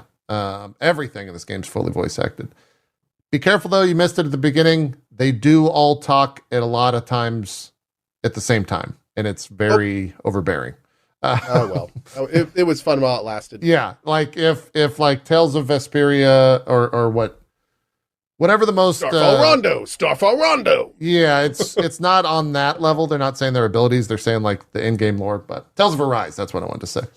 And you can. Someone in my chat said you can play as any of the characters. Yes, so you can choose your class, and so to speak. Yep. You can play as any of them, and that's awesome. You can kind of choose whatever. I played a ranged character. That's the person that I played there. And they're all characters from the gacha game, I guess, at one point are in that. So you kind of start the game with 5 or 6 people that it kind of just expects you to know, because they're all characters that exist within the Granblue IP. So, damn. The more I look at this, the more and more I'm like, this is a casino. This is a casino game. It feels great. Slot machine. It feels great, just like shooting things. It also runs. I play it at 4K 120. I never dropped below 120 frames for the 20 hours that I put into it. Not that it's like super impressive in the battle sequences. If I could show that's a different. I'm curious if you can play different characters and the AI all does the shit. Can you just play like the healer of the group and let your AI do shit? Yep. Yeah. That's awesome. The healers still deal damage and stuff like that, but yeah. Oh, okay. They can like mostly heal. So, and the funny thing to me is that this game's doing exceptionally well on Steam. I think it crossed over like 100,000 people concurrent, and is in like the top. Wow. I think it was beating Yakuza. Granted, that could be a console favored release, but beating Yakuza and beating Persona on like Friday in terms of concurrent users. So there's a lot of people playing, which is awesome. So I'll probably keep playing the third most popular JRPG ever on Steam was the headline going around in terms of just people playing. So doing quite well. This is what I wanted to show to Co. If you're looking for something to play. This is the demo for, oh God, now I'm going to blank on the name. Hold on, let me pull up Dungeon Born? No, it is, God damn it, Chad. Oh, this is that mech building game. Lightyear Frontier. Yeah. Yeah, put out this a isn't demo. out, is it? No, there's a demo for it. That has about, I would say, a stream's worth of content. This game's going to be really fun. It's very gorgeous game. This and it this runs is well. Stardew It's Valley cool. with robots. Yeah. I've been sold on this game since the second I saw it. Essentially, so Yeah. I'm just waiting for it to get to a point where I can actually put some time into it. Yeah, Good to know it's coming along well though. That's great. it's great. really good. Stardew Definitely- Valley with robots. Did anyone else? Did you guys watch the Netflix series Love, Death, Robots? I had a lot I of people know of talk it, about that when It I was looks like playing that this. one episode. If you've watched it, the one vignette. Oh yeah, It reminds me of yeah. that. Yeah. Yeah, I had Exactly. That's a good First point. thing I thought, I was like, big robots fighting and farming. Yeah, Hell yeah. I had a ton of people mention that. Suits.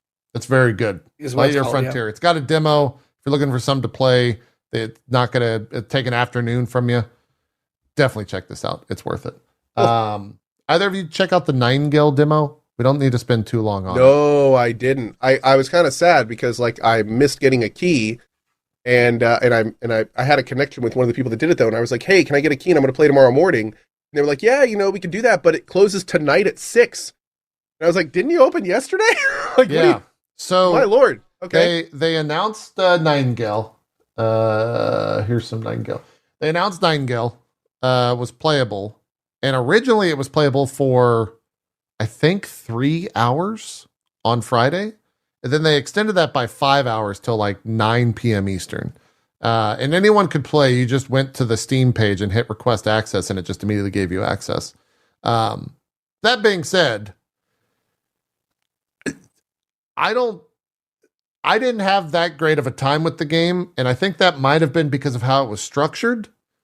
The way that this was purely a stress test for the game, because they give you. Damn it, JP. I had to do it. I had to see what was going to happen. You load, like you get into the game, and they kind of just gave you a little bit of everything, so you could kind of see what the game was all about. And so there was no progression, like no standard progression that you have in a survival game of like. Apparently, hunting children was in. Yeah, that's Bambi. Yeah, that's good. Yeah, I was just checking out to see. I was seeing what was going to happen. You got to shoot it. Mm-hmm. And the other thing is, might have been my hardware situation. I was trying to fish. I died. Spoilers right here. But every time that I tried to fish after this, it crashed. And I had. Bro, are you on the top of the mountain? Like, I can see water, so this is probably a good spot. Yeah, I was. I didn't know what was going to happen. I had about 20 crashes in the like 50 to 60 minutes that I played. That was not the case for everyone. There's one right here. That was not the case for everyone. It was the case for me. And so I didn't have that great of an experience with it. I don't know what other people were having in terms of their experience. The UI's a little bit much. You couldn't really glean that. We don't need to see my goofs here. The UI's a little bit busy in it, but like I am interested enough to play it whenever it comes out in early access, just to see like what it's all about and like how it is, and kind of go through the actual mechanics and survival aspects of the game. It did look pretty for when I was playing it. Like it was a well graphic game. Is that a quad barrel pistol? It is a quad barrel pistol. Yes. Yeah. Really? That's why you're like, not the umbrella. Not the umbrella for no reason. Like, what's the umbrella? The umbrella. Obviously to safe fall, right? Yes, I think that does benefit. Wait, really? Yes, I think it does benefit. It also stops you Do from not getting. try that. It stops you from getting. Fool me once, shame on Penguin. It stops you from getting wet. The game has a lot of different like elemental aspects to it of like you're hot, you're wet, you're blah blah blah blah blah, and all the different armors and stuff. I like that. Just that comment alone could have been seen as so snarky, but that makes a lot of sense. It helps you from not getting wet. Yeah. Did you think about that, Co? Oh yeah, I got dummy. There was in one of the weather moments in the game, it started hailing, and they were not kind in the damage that hail does. I had to quickly get under a building or I was gonna die. So by hail. Yeah, I had to get some hail situated. It also had an arachnophobia mode in the settings. So of course I had to run into the spiders very quickly, and I did not enjoy that. They were on a beach, funny enough. I don't know why they were on a beach. Where they're going to sunbathe, bro. But I didn't know it. Yeah, they're pretty terrifying. But yeah, I crashed so much that I didn't really get a chance to experience too much of the like loop of the game. And it was also super short. It was literally like 2 hours initially. And if I remember something, wasn't like one of the big kind of shticks of this game is that you could like build portals to other worlds and that you go to other worlds. I'm guessing you didn't do any of that, right? I started to try to build the portal, and then I went to the wrong. There was like a different tier of portal that I was trying, a different test that I went to, and it was like the next level up. And so I went to the wrong one, and then I started crashing more, and it's like, fuck it. I'm good. I wanted to check out Lightyear after that. But yeah, we'll see what happens with this. It seems like their stress test was successful and everything that they said.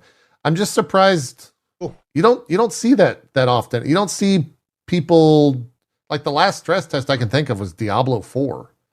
And that was because it's Diablo 4 and they ran into so many issues with Diablo 3. So they were trying to figure out how server stuff was going to work for them. So I'm really wondering like if this was a test of their server infrastructure or like what they were really getting at for the testing if purposes. They are building their own infrastructure, then it absolutely could have been a real stress test, not a PR stress test. I don't think it was PR at all. Yeah. Then I think most likely they were testing the hardware. They were seeing how, because I mean a lot of this stuff you can emulate load as much as possible, but it's never going to be exactly the same as real load. Yeah. So water looks pretty. Yeah, it's very, very. The spiders are about to pop up. I'll leave it on the screen till we do that. What else? Either of you play Tekken 8? Did you jump in at all? Still as kicky and punchy as ever?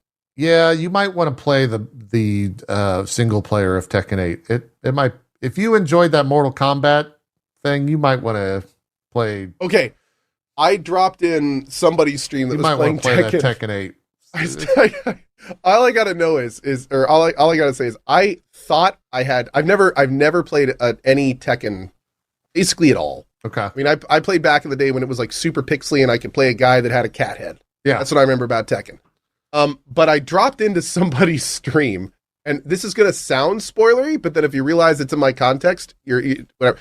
So there was like a demon dude, and then some other guy was like, well, now I've got to grow my wings. And then he pops his wings out, and all of a sudden it goes back. He's like, it's like white winged guy versus devil guy. And I was like, what am I watching? And I watched that for about 30 seconds, and then was like, okay, this is clear. Like, I have no idea what is happening. And yeah, so. Of all the things I have played. Full anime, I know, right? Yeah, of all the things I have played in the past, I would say 3-4 years, Tekken 8 single player is the most anime thing I've ever played. It is. Ever? In the past couple of years. This guy plays Granblue. It is fun, and it's like it's not bad, and like it's what you want from anime, which is just pure like bullshittery of like power levels of like a demon fighting another demon who then powers up and turns into, and then you're in space, but then you're back on like it. It is, and then there's a giant bear who's got a rocket-powered fish, and you've got an AI person who removes her head and throws it at you in the middle of combat. And it's just fucking awesome. It was so awesome. It was just a complete 4-hour blissful experience that you don't really have to do much. I did go to the Arizona desert to find myself with peyote, and what you're saying is very similar to what I went through. It's great. Play Tekken 8. If you're only going to play Tekken 8 for the single player, it's a kind of a steep buy. It's literally 4 hours long. It is not a long single player experience. And it's not difficult, but like, man, it's real stupid in all the best ways. There's a coffee girl, and the entire time she just talks about how she's from, hey, there's my boy. Okay. That? So he's still there. Great. Paul? The dude with the tiger head. Apparently he's still King. around. Yeah, King. My man. Yeah. There he is. Yeah. Yeah, pretty good with him. It's just it's just a stupid fun game. And then there's like the whole actual fighting game aspect, which is very good. To it. How does it rate? How does Tekken rate against like Street Fighter, Mortal Kombat? Like, is Tekken like a pillar with them, or is it like a side quest? Pillar. Yeah, Tekken's huge now. I would say Tekken 7 really solidified. It plays so differently from the other two. It really does, yeah. I would say Tekken 7 like solidified itself, and maybe even before that, but for me, 7 was like, Tekken's not fucking around, and now with this, they're like, it's huge. It's one of the best fighting games to come out in a very long time. Like a lot of people are saying it's better than 6 at the moment. If you're looking for that type of ranking on it, so. Good question. Is my boy down there actually a cat person, or is he just wearing a mask cat head thing? Did they ever talk about that? I always wondered that when I was younger. Those are spoilers. Oh God, really? Those are spoilers. Those are. How does it rate against Guilty Gear? For my own interest, I would say I'm still Guilty Gear pilled. Apparently, chat does not care that it's a spoiler. But okay.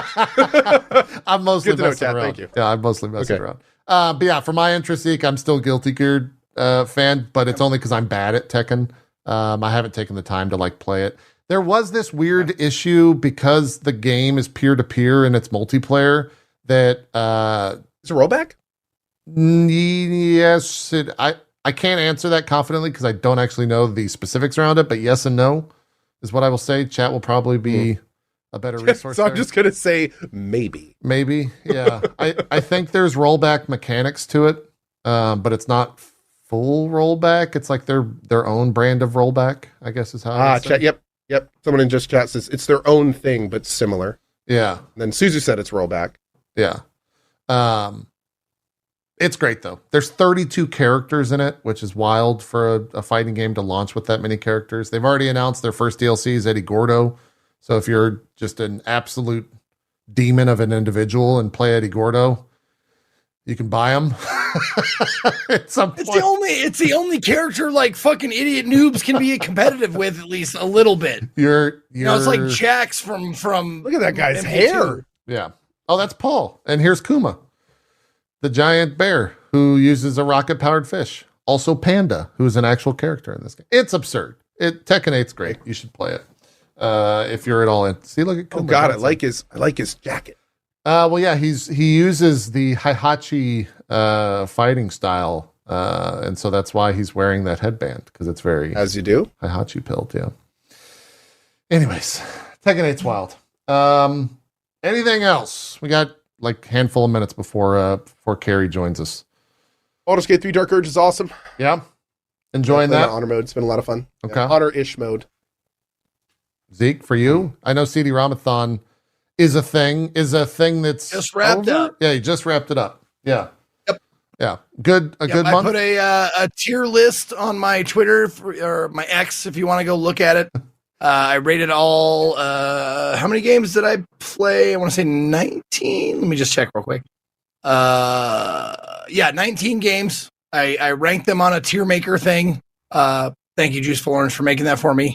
And yeah, there's some easy wins, like Morrowind was an easy win, but some games I didn't see coming, like that I would enjoy, like Dracula. Short, but fucking phenomenal. It had a lot of like, and it wasn't phenomenal because of like how good the game is. It was phenomenal because of like how good it looked for back then. And you were just like, you marveled at like the character, like animation and the voice acting and stuff like that, because it was really, really good. I mean, obviously it's older, so it looks a little weird, but fuck, it's short, sweet, didn't overstay its welcome. I loved it. Games I didn't know I was going to enjoy. Heroes of Might and Magic 2. Fuck, Ooh, man, that's I a had good one. no idea 2. Yeah, man. That's a good that one. I would like. I spent a little while getting it to run right, and then I played through the first campaign situation, whatever, because in the campaign there's like 11 like nodes that you go down to beat the game. Yeah, and I played through the first one, and I really enjoyed it. And everybody was like, "Dude, Heroes of Might and Magic 3 improves on all that shit," and you're gonna like. So I've made a plan that sometime during this year I'm going to fire up Heroes of Might and Magic 3, not on CD-ROM.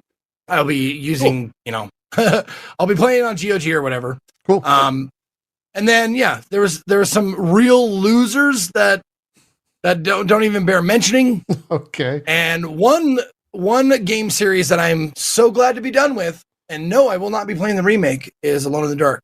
I played the remake all is three nothing games like at the least- originals. You should totally play the at remake. least a little bit. And no. Yes. They have the name on it. That's bad enough for me not to ever pick it up. I'm going to change my 100.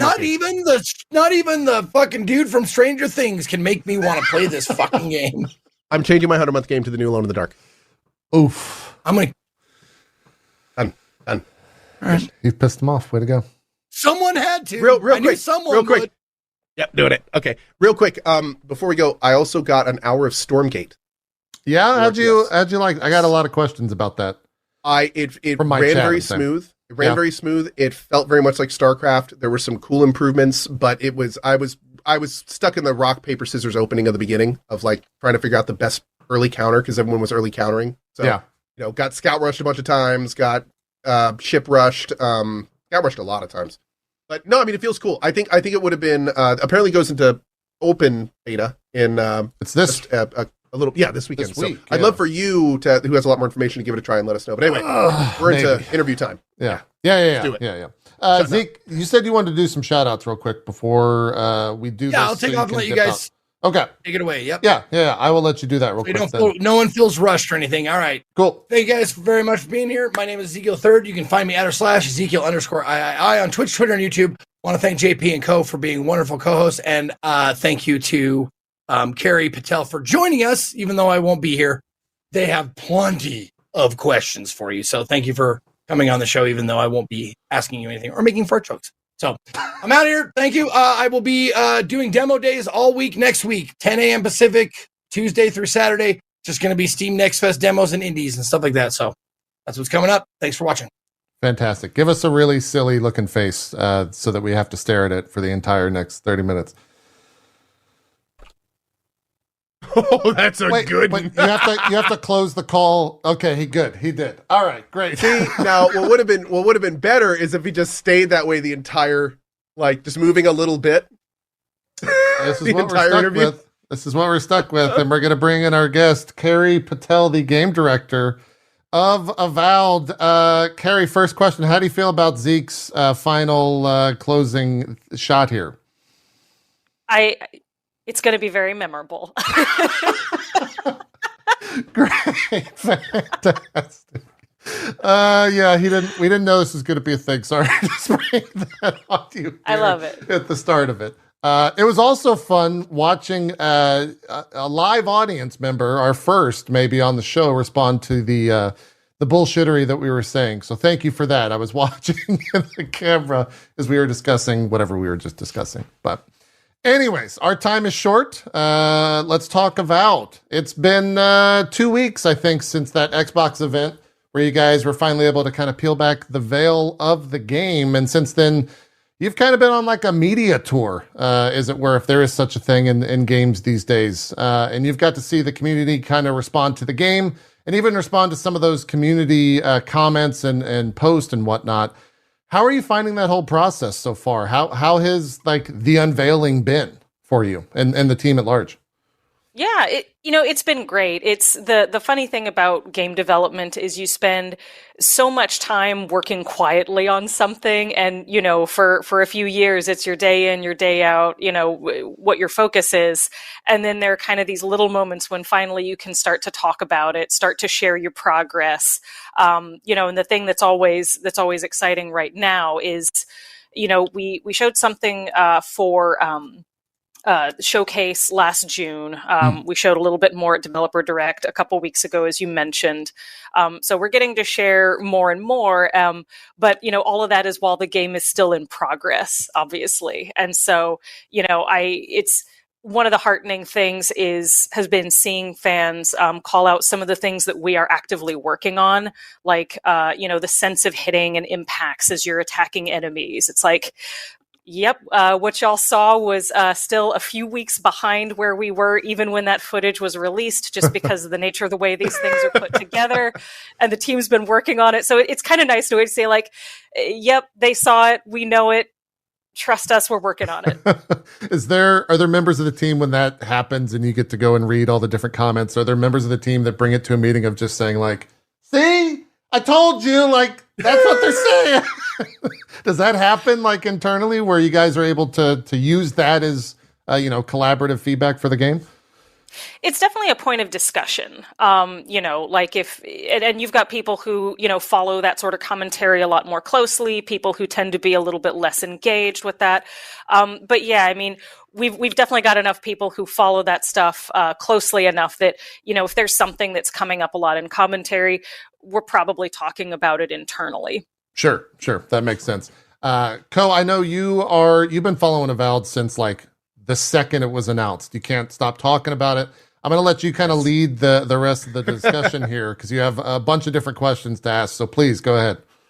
Sure. Okay. So first of all, Carrie, thank you so much for coming on today. This has been, it's amazing being able to talk to you about this stuff. I know many of my community are diehard Obsidian fans, and actually, you know what? Let's just get right into it. So one of the reasons we're Obsidian fans is because you guys have had a lot of phenomenal games over the years. When I am asked what my favorite CRPGs are, when it comes to like story, one of the first ones I always say is Pillars of Eternity 1. Like that was one of those games that showed me just how amazing stories can be delivered through this medium. So for players like me, for us that, we'd love to see a PoE 3, but Avowed comes out, and then we hear, oh man, it's in Eora. Like, this is incredible. What is this game going to do outside of the location for people like me that we have hundreds of hours in Eora in the CRPG? What is going to translate into Avowed for us?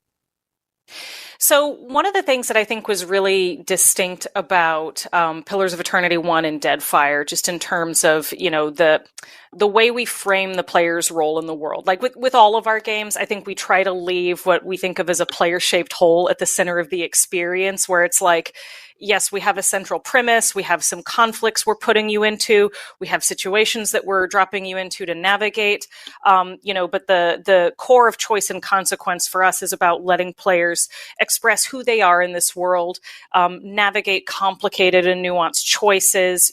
Oftentimes there are not easy or predictably easy, right and wrong answers, which is one of the things I really love about this style of game. So there's certainly that, but I think something that returning Pillars fans will definitely recognize is the idea that you have this this very grounded political story, where factions and nations and people, operate within, I guess, kind of like a realpolitik framework. And alongside that is this much more is this very thoughtful metaphysical story of the gods and souls and, kind of these deeper, slightly more abstract topics. And in all of the Pillars of Eternity games, including Avowed, you have both of these stories running in parallel, and you have a player character who is right between them with a foot in each of these worlds, that sort of explains why they are uniquely able to influence events, why their choices matter so much for the outcome of the world. And it kind of gives them these two very interesting vectors to play off of as they're defining their place in the setting and figuring out where they're going to push it. Great. Any follow-up comments on that, Zeke? Okay, great. So we looks also have excited. He's very excited for Avowed. So a lot of these questions, by the way, some are going to be like just quick yes, no ones, and then Sure. others are going to be like what we just heard. That was a fantastic answer. Thank you for that.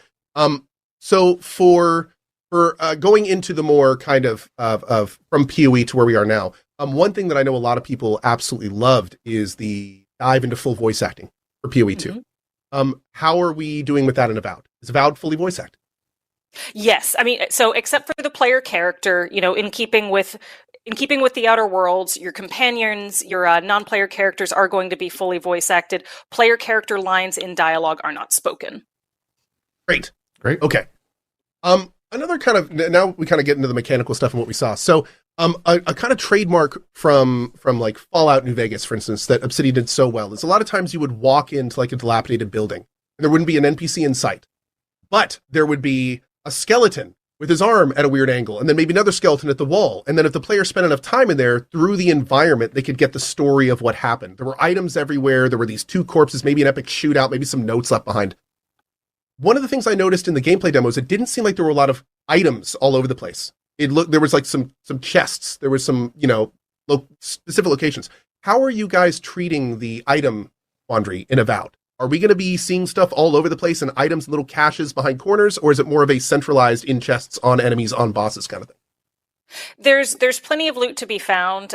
We didn't show that in the footage that we showed for Dev Direct, but you might see a bit more of that in a long player, something like that in the future potentially. But yeah, there's plenty of stuff to find, plenty of loot, both as you're exploring, as you're fighting, and everything else. Okay, so like you come into a camp, you kill the enemies and loot them. You can like go in the tents and there might be random stuff on the ground and stuff around the fireplace and things like that. Yeah. I mean, whatever makes sense for the setting. We never want players to feel like they, as someone who can be a very OCD RPG player, it's like, oh my gosh, I have to get everything. So, but yeah, like you've got items, you've got drops on enemies, you've got Great. So and yeah, I mean, stuff in the world. Yeah. Perfect. So, tell us about this skill system. So, as a PoE, and see, this is where this game starts to get really interesting, because first-person immersive sims, kind of like Avowed, Fallout, that kind of stuff, they kind of, especially games like this that are based on CRPGs, they generally go from very complex, deep, customized systems that they then have to streamline and kind of, I don't want to use the word simplify, but kind of change to make more intuitive or more action-oriented games like this. How did you guys approach that with Avowed? Are we going to see kind of like a more parallel system where you're kind of like choosing how you want to do, or are we going to be diving deep into like big skill lines kind of more vertically? So you'll have multiple skill trees, and in a future update, we'll get into the details of like what all those skills are and, kind of what those trees look like. But it's essentially a classless system. So as the player is progressing, they can mix and match, pick from between those skill trees as they'd like. That allows them, if they choose, to spec into something that's a pretty recognizable fantasy archetype. Like if you want to play, a long distance ranger and, have, kind of some high damage abilities, use mostly things like either, bow and arrow or an arquebus, things that keep you at a distance, you can absolutely do that. But you're not going to be locked into a specific set of skills or, a specific set of weapons, from creating your character. There's flexibility to respec. So what we're really trying to do is give players a lot of options to customize the character that they want to play, to experiment with different options as they move through the game. So again, you can build some pretty recognizable archetypes or, build some pretty fun ones. Like I think Gabe mentioned the gunslinging mage in the video you're showing. Awesome. And a little quick side follow-up. Do you skill spec your companions? So companions do also have skills, and their trees aren't quite as big as the players. They do fall within whatever the particular combat archetype of that companion is, but within those trees, you can choose where to put those points. So your version of Kai, for instance, might be a little bit different from someone else's. Very cool. Cool. So funny enough, this next question you kind of addressed here a little bit. I'm just going to read it off the page so we can all kind of enjoy this together. So let's see. what was the perspective taken in the weight of the combat? How did your team approach the balance of combat feeling light versus heavy, immersive? So seeing you guys are still working on that from the sounds of it. You're trying to make the combat feel like very weighty and immersive. But what direction are you guys going with it? What's been kind of the internal debate with that? So part of it is about providing variety and distinction based on the kind of weapon you're using. Like, you don't see any two-handers in this demo, but like if you're using a big two-handed, sword or hammer or something, it's absolutely going to feel a lot heavier than what you're seeing in this video. The swings are going to be slower but more impactful. It's going to take more stamina to use. It's going to feel very different. What you've got here is a one-handed sword, which is, kind of a pretty classic middle-of-the-road option, pretty balanced. And then the wands, which we also see a lot of in this demo, are probably, along with daggers, our lightest, fastest, snappiest weapons. So those by design have kind of a very quick, fluid, snappy sort of feel to them. But again, it's all about giving the player options that suit both whatever play style they prefer, mechanically, tactically, but also just whatever lets them build their fantasy of their character in this world. Cool. Also had an interesting question because I was talking to a member of my community, and they actually, when I mentioned that I was going to ask about this, they wanted to know about the reverse, because for them it was an accessibility thing. They were wondering, is there going to be any weight on the player getting hit? Like if a player gets hit by a big weapon, is it going to move his camera and shake him around, or are all hits, is there going to be any reaction to the player on getting hit with different levels of strength, or is it all just going to be straight kind of, Yeah, it does depend on the type of attack and the weight of that attack.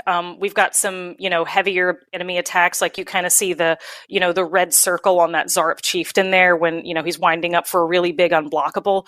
We've got some heavier ones that can knock the player down, push them back a little bit. But, obviously lighter hits as well. Yeah, very cool. Very cool. Some other just rapid fire one. Is there a new game plus on release or planned? And this kind of leads into a follow-up. Like, are you guys planning on there being an extensive end game or an ending? So we're not discussing endings or new game plus just yet. Cool. Perfect. Cool. Now, this was an interesting thing for me as an old school PoE player, because I vividly remember like looking through all the races and stuff. But we heard recently that we can be a human or an elf, I believe, that was on there. So one of the questions I have is, how meaningful is the character's race class selection at the start of the game? Is it like more cosmetic so the player doesn't have to, have any concern over it? Or is there going to be like a lot of changes and differences between their character race selection? Sure. So we'll get into more of the details about our character creation system a little bit later. But there are some decisions you can make about your character at the very beginning that are going to have some mechanical impacts as well as some role play impacts. One thing you might have noticed in this video is when the player's talking to Naoki near the end of the quest, there's an option with a particular icon next to it, and that's background locked. So that means because the player picked particular background on character creation, we're assuming that they have certain aptitudes, experiences, etc., that let them, speak to what they're saying right then. So, again, players of Pillars of Eternity will recognize that there were various vectors you could choose at character creation that would sometimes open these opportunities up. But yeah, so some of them are going to be about, again, creating the character who kind of looks and feels the way you want them to. And then some of them will, open certain doors for role playing for you. Cool. And a quick actually follow-up, because you mentioned something that's not on my questions here, but I'm very interested in. Are there any skills that are non-combat, and does any skill play into dialogue stuff in the game, like a persuasion skill or anything like that? So skills, as you're thinking of them on the on the skill trees, are about combat, gameplay, that sort of thing. They're not, those in particular are not going to be tied to dialogue options. Cool. I think, like, personally as an RPG player, one thing that I always find a little bit frustrating sometimes when I'm building or speccing up a character, and again, this is purely a personal reaction, is feeling like I have to choose between a character who is, effective and fun in gameplay, or effective and has more role play options in dialogue. And there are obviously a lot of ways to tackle that. But for us, that means, those skill trees as you're leveling up and progressing are really about how you want to play the game and what sorts of abilities, you want in the battlefield. Cool. I'm a fan of that. I think I'm like my. I mean, it makes it a lot more focused. For sure. Mm-hmm. Yeah. So just to be clear, is there any out of combat skill or customization, or is it pretty much all customization stuff is around combat? And if it's too early to answer that, that's fine. I think the answer to that is a little more complicated than I can get into just yet. Perfect. No problem. Another, you probably can't answer this, but going to ask it anyway. How long is a main quest playthrough compared to 100%? And you can use things like 50% to 100%. Like, or if I'm going to do I'm going to do everything I possibly can in a single run. Is this going to be like 10% longer than a straight beginning to end playthrough, or like 50% long? So the best thing I could point you to is the Outer Worlds. In terms of the overall scope of the game, kind of the play time, the play space, and, also that approach to, you can focus on the main, the critical path, but you can also, broaden and fully explore your side quests, little adventure zones, all that good stuff. I think that's a pretty good model for what to expect in terms of scope. Perfect. Is there a crafting system? And if so, will it be optional or mandatory? So there's definitely, what I can say right now is we do have a weapon upgrade system, and while it is technically not mandatory, players will definitely be at an advantage for using it. So it's in there. Highly recommend it. It'll make you a lot more effective. I like that. You technically don't have to use a weapon in Elden Ring, but we do provide them if you'd like to. Yeah, you can solo her. Yeah. You could go punch down Millennia. So another rapid fire one. Any plans for any type of player housing base or base building? No base building. Sort of the base that follows you around through the game is your party camp that you share with your companions, but it's not going to be a base that you're building up over the course of the game. Okay, cool. So what types of difficulty levels can we expect from this game at the beginning? And will there be any that are unlocked by doing players playthroughs? Sure. So players can expect, again, if they're familiar with a lot of our previous games, we often have something that's, a handful of difficulties on a range from story time mode, which is, very easy, to, Path of the Damned, where it's extremely punishing. You can expect a similar range of difficulty options here. Awesome. Cool. Another quick thing. So we saw in a lot of the gameplay preview that the mage, there seemed to be like some dual wield wand action and things like that. I remember vividly during that, somebody in my chat being like, "Oh man, I want to play a mage, but I hate wands." And just asking for that him. was Co's ult. Can you be? Yeah, he's being insincere. Well, I'm just wondering. We noticed that there were also, especially in some of the previews, some like incredibly flashy, big-looking spells that use like grimoires or something of that nature. Mm-hmm. Can you play a mage and not use a wand? You don't have to use a wand. Again, it's a classless system, so there's nothing that's ever going to lock you into using a particular weapon or a particular set of abilities, or lock you out of using certain weapons. So if you're saying, I want to build a mage-style character, I want to, find the most powerful spells, and I want to either, you could be a battle mage, cast spells, and wield a melee weapon. You could be the gunslinging mage Gabe talks about. You can use a grimoire. You have a lot of options there, but you don't have to use wands if you don't like them. And quick follow-up to that, because I'm super interested in this kind of like whole thing, because one big thing that systems like this tend to run into is you can be whatever you want, but then your character will have like a list of base stats that only makes him like really good at like one or two things. Do you guys have like an independent stat system with your skill system, or is it basically just built around the skill system itself? For instance, could I potentially have a stat rollout if it's available that makes me really bad at being a spellcaster, no matter how much I skill into it? Right.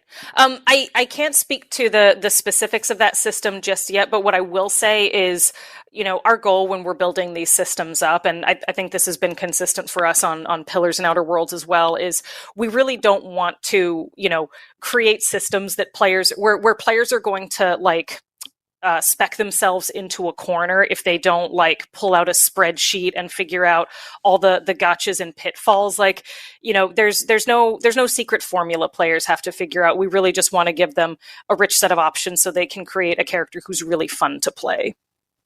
Cool. Awesome. How are the boss fights going to be in this game? Is it going to be like an enemy with more hit points that's slightly bigger than the others, or are we doing like set pieces? So I'm sorry to say this again. I can't talk about. And if you could please list all the boss fights and their sequels. By name, alphabetical order. Yeah, no, the one thing I can say is, what you're seeing in the demo, kind of the way we're approaching our combats broadly is we're trying to create a strong range of different unit types with, different behaviors to, keep our encounters fresh and also give players good reasons to switch up their strategies, maybe try the alternate loadout that they have equipped, or, explore the skill tree instead of finding one thing that works and using it every time. So yeah, it's about not finding anything that's gonna trick the player or, again, punish them if they haven't spec'd into the one thing that they're actually going to need to, beat this encounter or beat this character, but just having a good variety of enemies and behaviors where players with different loadouts can approach them in slightly different ways, but, constantly feel challenged to try something a little bit different. Cool. Perfect. This is one of those questions that you can, again, stop at the beginning. I've got a few of these, you can tell. For the record, I made this list of questions expecting many to be unanswered, so don't think I'm completely crazy here. Yeah. Does this game feature any direct connection, non-spoilers of course, to previous PoE titles? And what I mean by that is, people ask streamers all the time when a game like this comes out, if I want to fully enjoy this game, do you recommend playing the previous game? Would you say that PoE 1 and 2 are required reading? They're not required reading. If you enjoy Pillars and Deadfire, you like that style of gameplay, absolutely pick them up. Many of us on the Avowed team worked on those games personally, so we still have a lot of affection for them. But also, if that's not your style of game, or if you've got a long backlog and you're just not going to get to them in time, that's fine. You don't have to know anything about Pillars 1 or 2 to enjoy Avowed. That's the takeaway we need right there. Okay, great. Perfect. 18, another big one. Are there any mini games in Avowed? There are no mini games. Okay, good to know. How does time pass in Avowed? Is there a day-night system, a wait system? And as a follow-up, is there any disadvantages or advantages in playing at night versus day? Any abilities that rely on the difference? We do have a day-night system. It's not going to affect gameplay. It's really about giving the world kind of a sense of, life, passage of time. And there's some environments that look, especially beautiful, at night when a lot of the colors pop, like some of the kind of the bioluminescent fungus that you might have seen. So it lends a lot of life to the world, but it's not tied to gameplay. Okay, awesome. And finally, my list of questions here, and we did great for time. What type of movement is going to be available for the player? Is all of Avowed going to take place on foot? Are there any specific skill lines that are going to give the player actual movement speed and travel buffs, or how are you guys approaching the movement quandary? So you're not going to have any mounts, if that's part of what you're asking about. You're going to be moving around on foot. As you can see, even in the demo for Dev Direct, there's there's some abilities that do affect your movement, like, charge is a really great gap closer that'll move you across a moderate distance pretty quickly. So players can expect to see a few things like that. Just out of curiosity, are there any skills that are persistent movement plus forever? Is it going to be the kind of thing where I have one of my loadouts is for combat and the other is for running around fast? There might be some pieces of gear that could help you out with that. Oh, okay. And some real quick additional question here about this loadout system, because I'm really interested about this. Can you instantly switch loadouts whenever you want? Yes, yeah, whatever. So you'll have your loadouts kind of already, equipped on your character through inventory, but yeah, anything you already have, you can swap between very quickly. And this is weapons, equipment, and skills? It is weapons. Yeah, like your on hand and your off hand. And then the weapons, like if I was using a pistol and a wand, could my other skill be a two-hand sword? Yeah, it could. Mm-hmm. And I can switch those during combat? I mean, you might have to wait till you're not like mid-swing, but you're not locked into something just because you're in an active encounter. So, like, that was my question. Yeah. Yeah. If you're fighting a group of enemies and you start off and you say, I want to take my bow and arrow and try to, like maybe take down these two guys from a distance, and then the rest of the encounter aggroes and they're rushing at you, and you say, okay, now I want to switch to my melee weapon. You can switch to that set with the press of a button and be ready to attack however you want. And so I could literally run in with guns blazing, like run towards someone like blat, blat, blat, blat, blat, blat, blat. And then right when I get in their face, instantly switch to a two-hand weapon and start cutting them up with a two-hand weapon. Again, you just got to wait for the animation for your character to pull it out. But yes, it is very quick. It's the press of a button. Oh, God. Okay. That's Co's fantasy. That's going to open up a lot of things. That's wild. Carrie, for you, what do you find yourself leaning towards in terms of the weapons that you're finding more interesting than not to play for your own playthroughs? So more recently, I've definitely become a fan of wands. Like a wand and a grimoire is great because you've got, like, again, the really quick, snappy damage, and then, a set of really powerful spells on hand. I've also been a big fan of two-handed pistols. They've got a really nice, punchy feel, and you feel like Yosemite Sam just kind of running around. And if you time it right, you take one shot, and while you're reloading this one, you can take another shot with the other one. And again, if you get the timing down, you can make sure that you've, basically always got a shot ready to go. Sure. So that's a lot of fun. Awesome. Well, what is next for the team? Just pushing towards 1.0, towards gold. Is that kind of the big goal now at the moment? That's what we're doing. Yeah. Mm-hmm. I'm trying to remember when does it fully, have you guys said anything, any years? I don't think months are out there, but what is launch? If you've said anything? We're launching later this year. Okay. All right. That's the tagline. I don't want to get you in trouble with PR or anything. I think we were pretty safe there. I think that was already out. Yeah. That's already out there. Yeah. Well, Co, any other questions? We actually made really good time for this. No, I just want to say thank you so much, Carrie. It has been awesome. I think many of us we're so excited for this, and can't wait to see what you guys cooked up.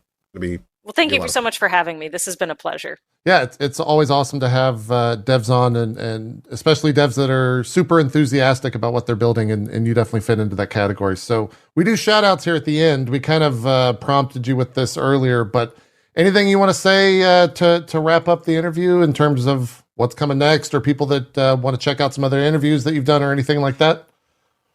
Just keep an eye out for Avowed. We're excited to launch later this year, and I'm very excited to see what kinds of characters our players are going to build. You can keep up with more news on the game on Twitter at Avowed the Game, and yeah, keep your eyes peeled for more news. Awesome stuff. Now you get to listen to us. I'll let Co do his shout outs. I won't do any. Co, do some shout outs here for us. What do you got coming up? All right. Where are you streaming? What are you doing? Super quick. First of all, just a huge thanks again to Carrie. That was a lot of fun, great answers, and just extremely excited for this game. Thank you to JP and Zeke as always. My name is Co. Hi, you can find me every day at 8 a.m. except Sundays where I take the morning off. I am going to be playing a lot of Yakuza Like a Dragon, Infinite Wealth this week, probably some more Baldur's Gate 3 on our honor, we'll call it honor run, and probably some new games and demos and stuff as we enter Steam Next Fest. So hope to see you guys then. As always, thanks for being here. Thanks again to Carrie, and we'll see you next week, if not earlier. Fantastic. I am going to call you out, Carrie. Are you enjoying Yakuza? You said you're playing it. Where? Oh, sorry. I muted you. Oh, my gosh. He's such a perfect... Oh. No, you're good. You're good. Yes. Oh, man. Ichiban is such a perfect himbo. I love following him around. And yeah, this is a very good game. Okay, fantastic. I just spent 12 hours in the mini Animal Crossing Island game. It's so good. Yeah, have you done any of the mini game stuff yet?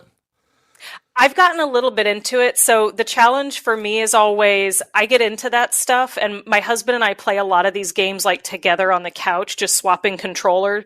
And I know he's not as into that stuff as I am. So that's okay, it's Saturday morning. I'm up early. Let's go build our island. Okay, now we're hanging out. Now we're going to do the main story. Perfect. That's awesome. So, Carrie, for Avowed 2, maybe an Animal Crossing mini game? Maybe? Hey. There you go. That sounds like a confirmation if I've ever heard one. Yep. That was Write it there up. we go. That's a headline. Oh, official. It's official. It's official. Headline. It's official. It's official. That's going to do it for Drop Frames. Carrie, once again, thank you so much for coming on. We really do appreciate it. You're welcome back anytime. And and I guess this guy across from me, Zeke, thanks for being here as well. That'll do it for Drop Frames. We will be back next Sunday with another episode, 1 p.m. Eastern. We're out of here. Have a good one. Bye-bye.